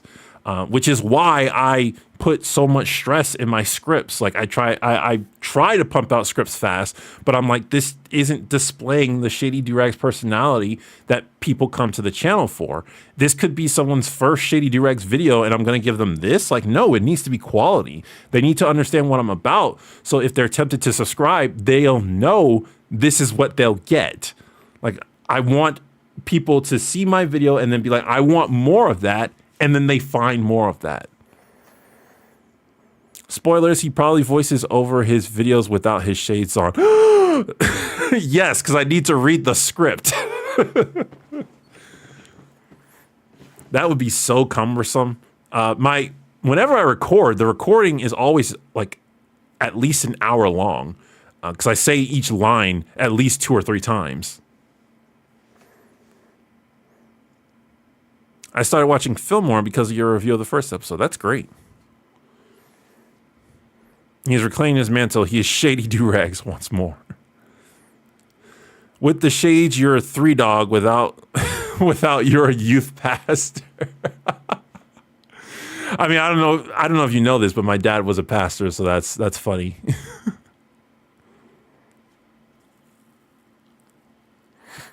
I've been watching your videos for a very long time. Big fan. But Shady, I've been watching your videos for a very long time. That's what my fans sound like. Seth Lowry, thank you very much. Are you going to talk about the Boondocks again? I need to. I started writing a script for an Uncle Ruckus episode, but I didn't like it. And I was like, I'll come back to it, and I never did. I really need to do something else Boondocks related. It's a very difficult show to talk about because it swears so much, and I try to remove that from my videos, but I might just have to accept that. Magical girl transformation when he puts the shades on. Well, it's more like a Perry the Platypus transformation. It's like, oh hey, a YouTuber. Shady the YouTuber. I think I just broke these shades. I did. I just broke my shades. Man. These are the shades I've been using for years for Shady Doorags. Oh, wow. I got some super glue, so I might be able to fix them, but it might be finally time to get some new shades. See what you guys did? See what you guys did? You flew too high. Look at that. Broke off.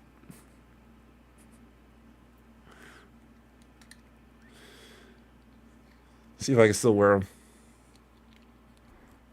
My avatar doesn't have any anything on its side. It still fits. That's very weird. I actually don't have to fix it because it still fits. Oh man, and you can't even tell because I'm always slightly turned to the left.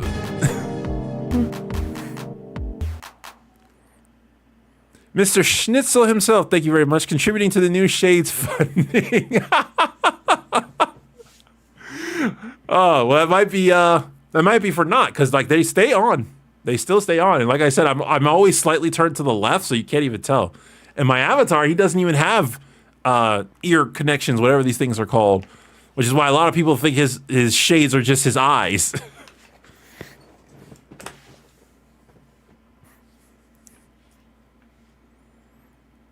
You need to get a cyborg shade replacement and return next season like Frieza or Top Pi-Fi.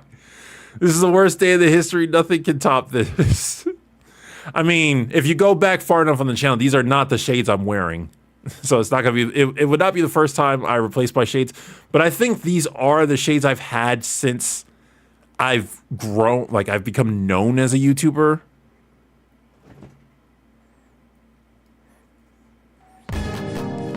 Uncle Lou for $2. Broken shades got to end the channel now. Nah, that's not how it works.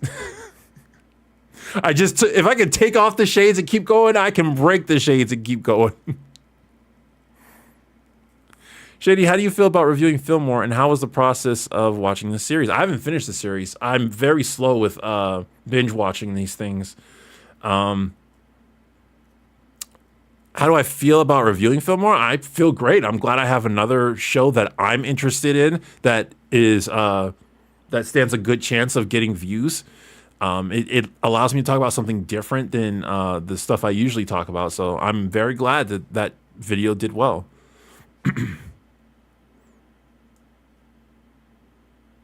If you take your durag off, will your head shine like Final Form Frieza? No, because I have hair. I'm not bald.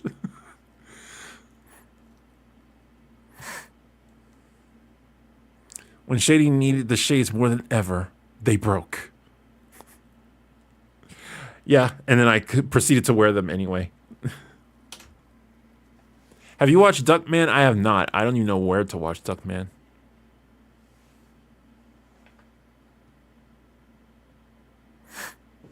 See, now I kind of don't want to fix them or buy new ones. I want to see how long these last being broken. These shades have been crooked for like the longest time. Like it has way been past time to get new shades. I just haven't been doing it.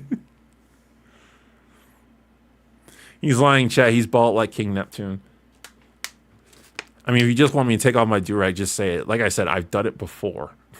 I've done it before in a stream. People are like, shit, you should take off your durag. I'm like, it's not a big deal.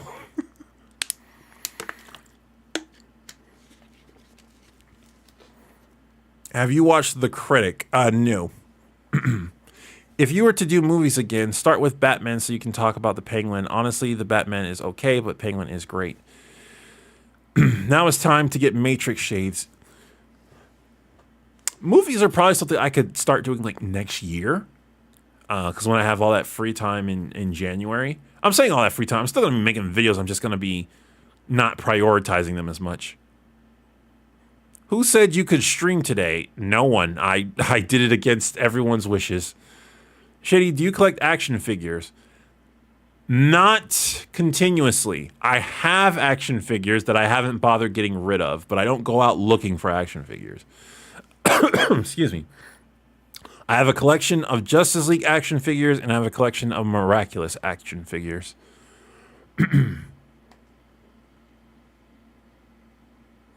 Are there any shows you're watching now that you can put us on? I started watching Vox Machina on American Horror Story, but I need something a bit deeper. That I'm watching now? I'm not really watching anything now that isn't purely for reviewing. Like, I'm watching Batman now, but that's purely for reviewing. Because most of my entertainment comes from YouTube.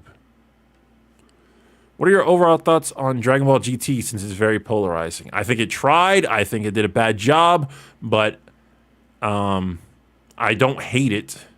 And I consider it the true ending to the Dragon Ball franchise, even though it sucked.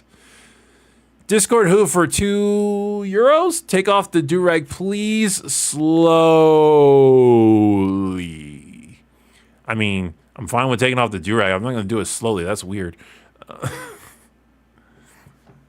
Like I keep saying, I've done this before. This is nothing new. All right, you ready? Here we go. There you go.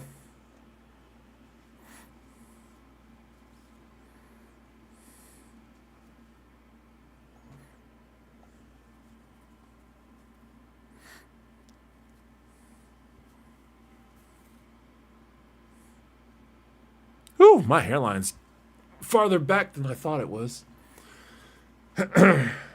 My hairline is better than my older brother's, so I never really consider it like bad. But seeing it now on the stream.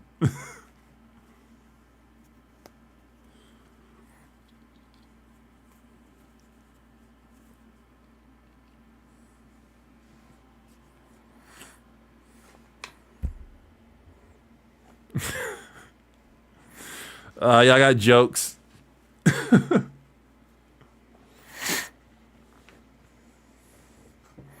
don't know. That's not a bad look for you. I mean, I don't really take care of my hair too much. I make sure to wash it and conditioner it. The conditioner I use is they stopped selling it, so I have to find a new conditioner.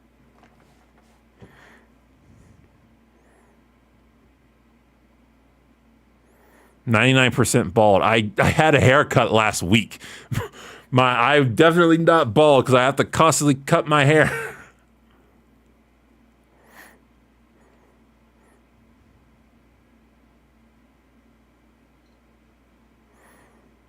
Just thought you'd like to know. I started watching Ed and Eddie recently because you said in your 30-year-old stream that you liked it as a kid. Oh, that's interesting, considering I've never actually reviewed Ed and Eddie.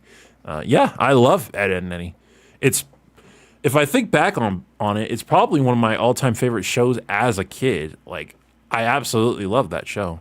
I just don't talk about it here because it's a comedy-focused show, and I struggle with reviewing comedy.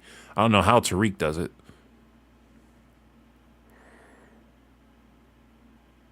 At least you have hair. Imagine bald as a baby's butt. I wasn't even questioning my baldness till y'all came in here and started joking about it. Now that I see my hairline on the stream, I'm like, oh, that's farther back than I thought it was. Because I like I said, my hair grows. I have to cut it all the time. It's just my hairline that's looking a little bit farther than I thought it was. I assume you've seen Kids Next Door. Yes, I've seen Kids Next Door. I love the ending to Kids Next Door. It's one of my. It's probably my all-time favorite ending of anything. By next stream, everyone will have forgotten and will still be surprised with you without your shade and do. Yep, it happens all the time. I mean, that kind of gives me a little bit of freedom, because you know when you get the bigger you get on YouTube, the more people who recognize you.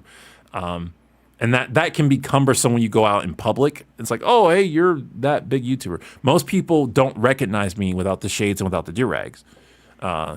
Because A, I use an avatar most of the time, and when I don't, I look like this. So even if you were to ever see me out in the street, you probably wouldn't recognize me.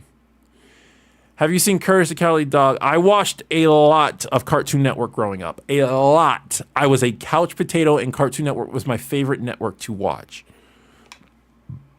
Excuse me. Though I didn't see all of it, but like I don't think there's a cartoon that I didn't watch. Favorite JetX cartoon? Super Robot Monkey Team Hyperforce Go? No, I actually haven't seen Super Robot Monkey Team Hyperforce Go. I just know about the theme song. JetX, probably season 4 of Digimon. Well, that came on Fox before it came on JetX.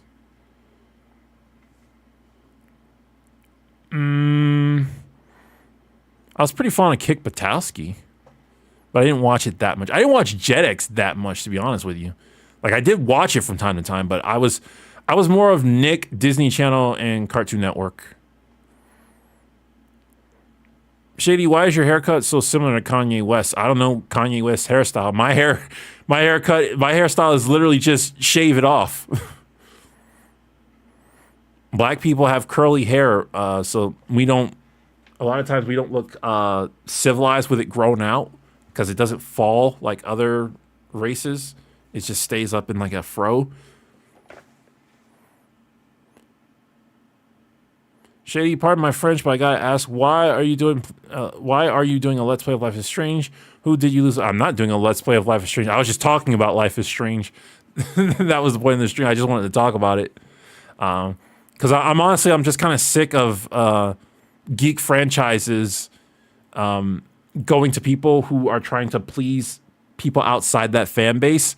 And it's funny to me that the Life is Strange fan base is now facing that type of scrutiny, because the Life is Strange fan base is filled with people who you would think would be criticizing other fan bases for having that mentality. You could tie your hair into a ponytail. For a black person, that's very difficult. So like I said, our hair is naturally curly. So yes, we could. We could. It's just a lot more difficult.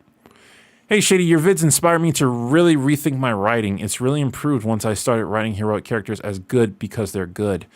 I mean, you can have like backstory motivations for why a character is good. Like Superman's backstory motivations is he was raised by simple farmers, so he values the simple things in life. His values come from having good roots. And then his actual father, Jor-El, was telling him he needs to be the best person he can be.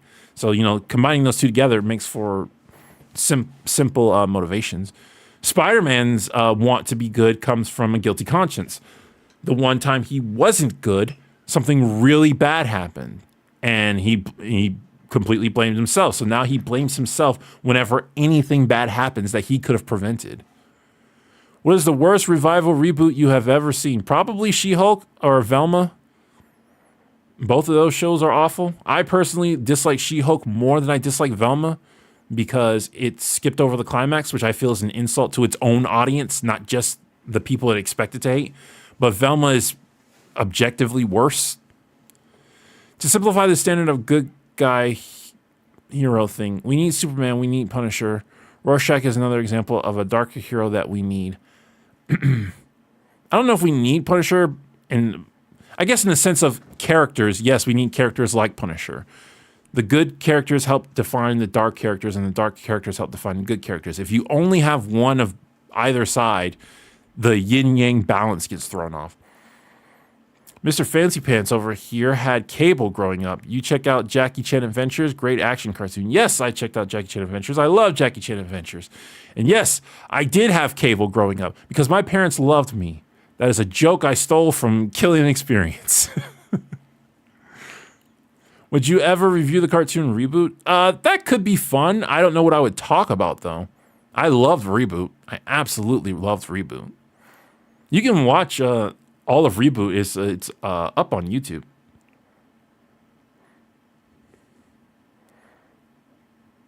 Did you ever watch Gravity Falls? I'm probably going to make a video about Gravity Falls soon. Yes, I have seen it. I've seen all of Gravity Falls. I'm probably going to make a video on it soon. Who do you think has a better dynamic, Captain America and Tony Stark or Batman and Superman? Batman and Superman. Batman and Superman are my favorite foil of everything. The reboot is worse than just the name because it's literally reboot. I only heard of the reboot of Reboot, and I was very upset with what I heard about. Do you think it's a bad thing that the other heroes let unhinged murderers like Punisher and Jason Todd run around? A bad thing? Well, I don't think they let the Punisher run around. I think they just have bigger priorities. Not Jason either. Jason makes sure he escapes. And I wouldn't call them unhinged murderers. I would say because they specifically go after, they are murderers by the legal definition. Some people would say, though, because murder colloquially means unjustified murder or unjustified killing. Some people would say their killing is justified. Did you watch Freakazoid? I did, but I don't have the most memories with Freakazoid. I have more memories with Animaniacs because I watched that in college. Opinions on Damian Wayne. Damian Wayne is annoying, but I like him when he's with Grayson and Alfred because Grayson and Alfred know how to put him in his place. So his personality clashes very well with theirs. Punisher goes after people he sees as bad. Punisher is called the Punisher for a reason. He goes after people who don't get punished. And he considers himself the Punisher. Do you agree that Genny Tarkovsky is one of the greatest animators in the industry? I'm not the person to ask about animators. That is a Tariq question or a Steve Puff person question. I don't know that much about animation. When I see animation I just say, hey, I like that animation, but I don't know about the people making it.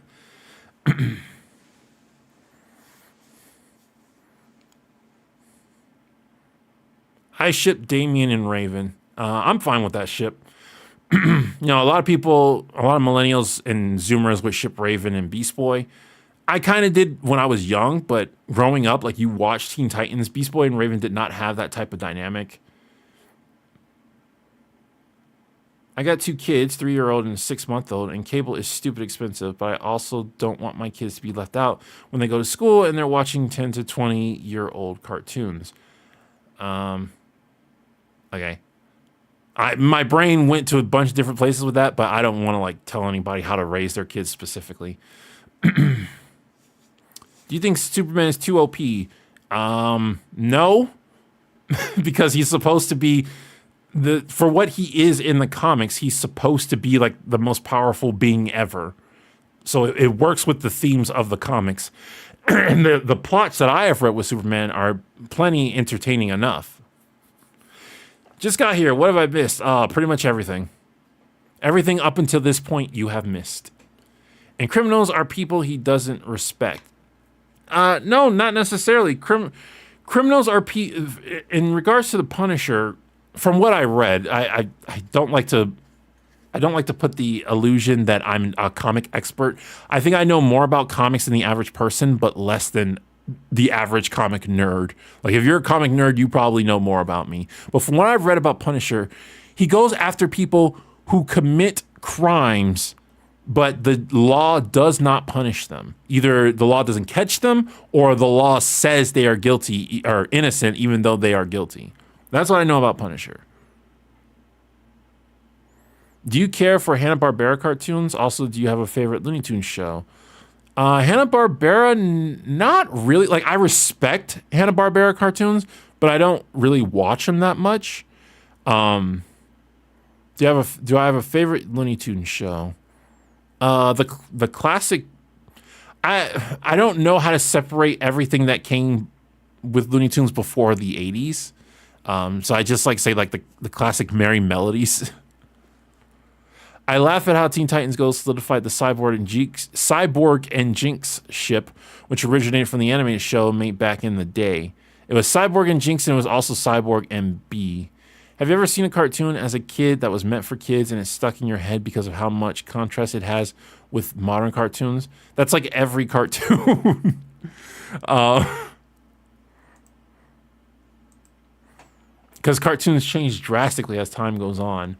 But then again, I don't watch a ton of modern cartoons. Like, I'm starting to get a little into them because of my niece and nephew. I'll often go to visit them, and then they'll have certain cartoons that they watch, and I will get very interested. There's this Hot Wheels show that my nephew really loves, and I fell in love with that show. My goodness. It's a preschool show, but it's these kids driving Hot Wheels, and every situation they can choose from an assortment of cars. And it's like, Hot Wheels, let's race. And I get excited with every episode.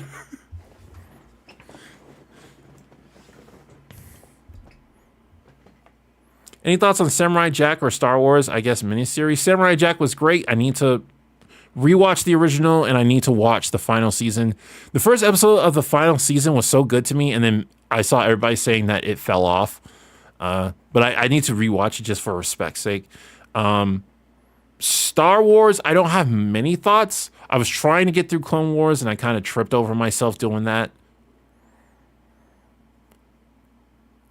I would have expanded more, but okay, so I missed that part. Do you think that modern cartoons tend to be too sterile? Again, I'm not big on modern cartoons. I'm trying to get through the Ghost and Molly McGee, which I know just canceled. DuckTales didn't feel too sterile to me. That's a modern cartoon I was very into. So I guess I would have to say no.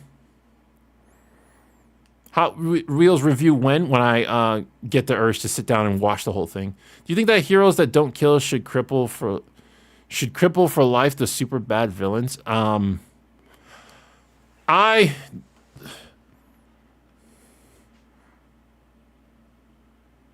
For life? No.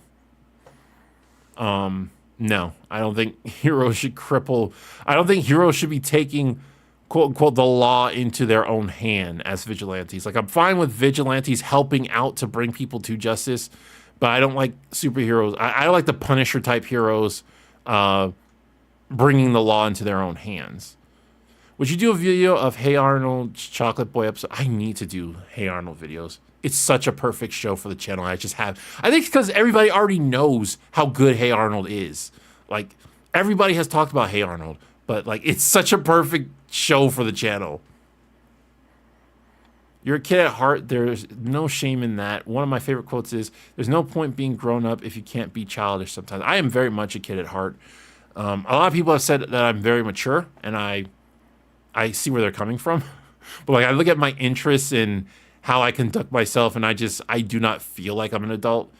But, there's that quote from Poppy Playtime. I don't think anybody ever feels like they're an adult.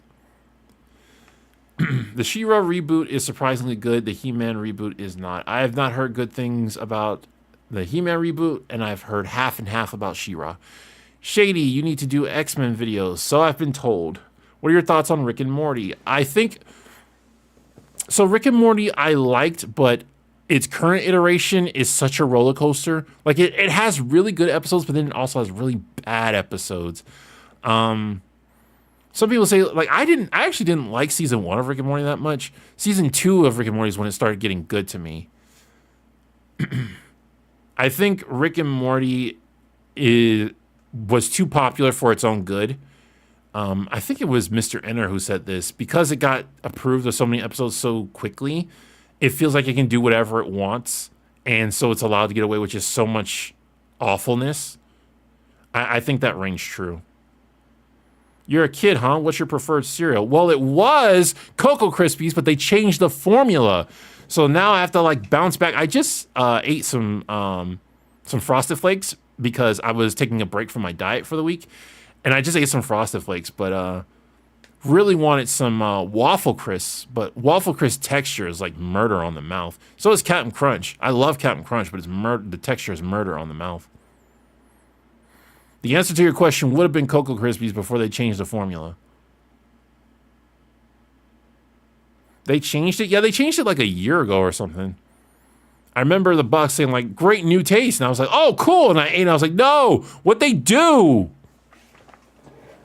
Earlier you talked about the mantle of Batman, and I don't think Grayson's the best choice because he does want it. If we're going for the main four, I think it's Tim, and my personal opinion is Terry. I said I want Grayson to have it because I have the mentality of the oldest son takes up the father's mantle. I love that aspect of storytelling, but you could make the argument that Tim has the better personality for it. What would you think of a hero who lives in a world with a corrupt and oppressive government and starts a revolution to radically change the system? That is called a post-apocalyptic novel. That's every post-apocalyptic novel. Or every post-apocalyptic story. A hero who lives in a world with a corrupted, oppressive government and starts a revolution to radically change the system. Yep, that's every post-apocalyptic young adult story. That is Divergent, that is Hunger Games, that is whatever the one with the maze one was. I saw your Meeple take on Twitter, and I definitely disagree. At best, they just provide some extra clothes, and most don't even do that. Most people just buy them as collectibles, not DLCs. I know they buy them as collectibles. That's what they're not buying. They're not. Amiibos aren't for sale anymore. They weren't buying the Amiibos because of the DLC. They were buying them because they were collectibles, because they were figurines that you could collect. And because Nintendo was doing that so regularly, they combined that aspect with the DLCs, the mentality of DLCs being excluded from games became more normalized. Like, companies were already doing it. A lot of people brought to my attention that Skylanders was doing it way before Nintendo was, but because Nintendo was so good at it and made it so successful, they helped popularize and normalize that aspect of the gaming thing. I know why people bought the Amiibos. It wasn't for the DLC. It was because of the Amiibos. It was because of the figurine collecting. I make the argument that both Tim and Grayson have gone into their own with unique identities as heroes. Tim has the best mentality, but he is Red Robin. Terry is the true next-gen Batman. I have no problem with accepting that. Again, Grayson didn't really want to be Batman. I believe when the fight for the cowl happened, Grayson originally didn't attempt to take the mantle. But then Jason took it, and Grayson was like, no, it can't be in Jason's hands.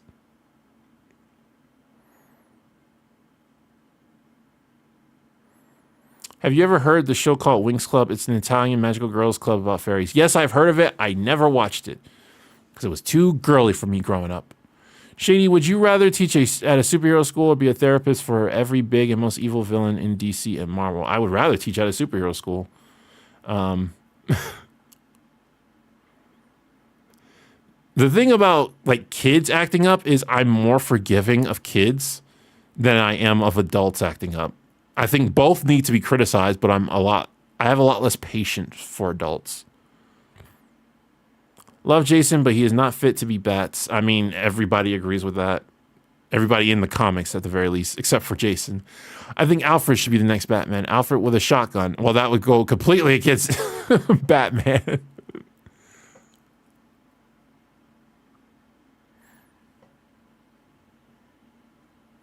It always feels like it's night in here because I have the shades permanently down. So I'm always like, oh, is it nighttime? And it's like, no, the shades are down and you're wearing sunglasses.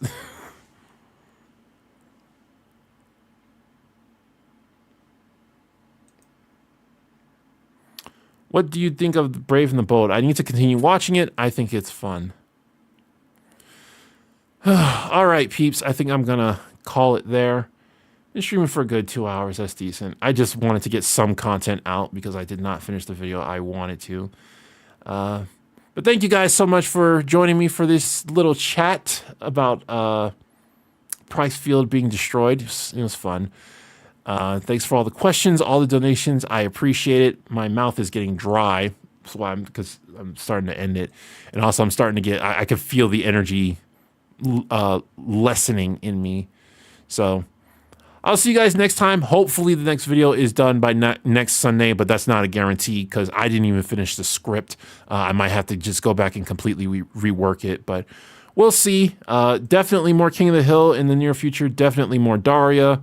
And I'll see if I can get like something superhero related coming out. Christmas is coming up, so I will be looking for Christmas stuff to review. That's always fun. But I will see you guys in the next one. This has been Shady Doorags.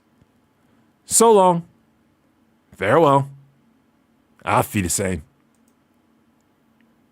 Goodbye. Yeah.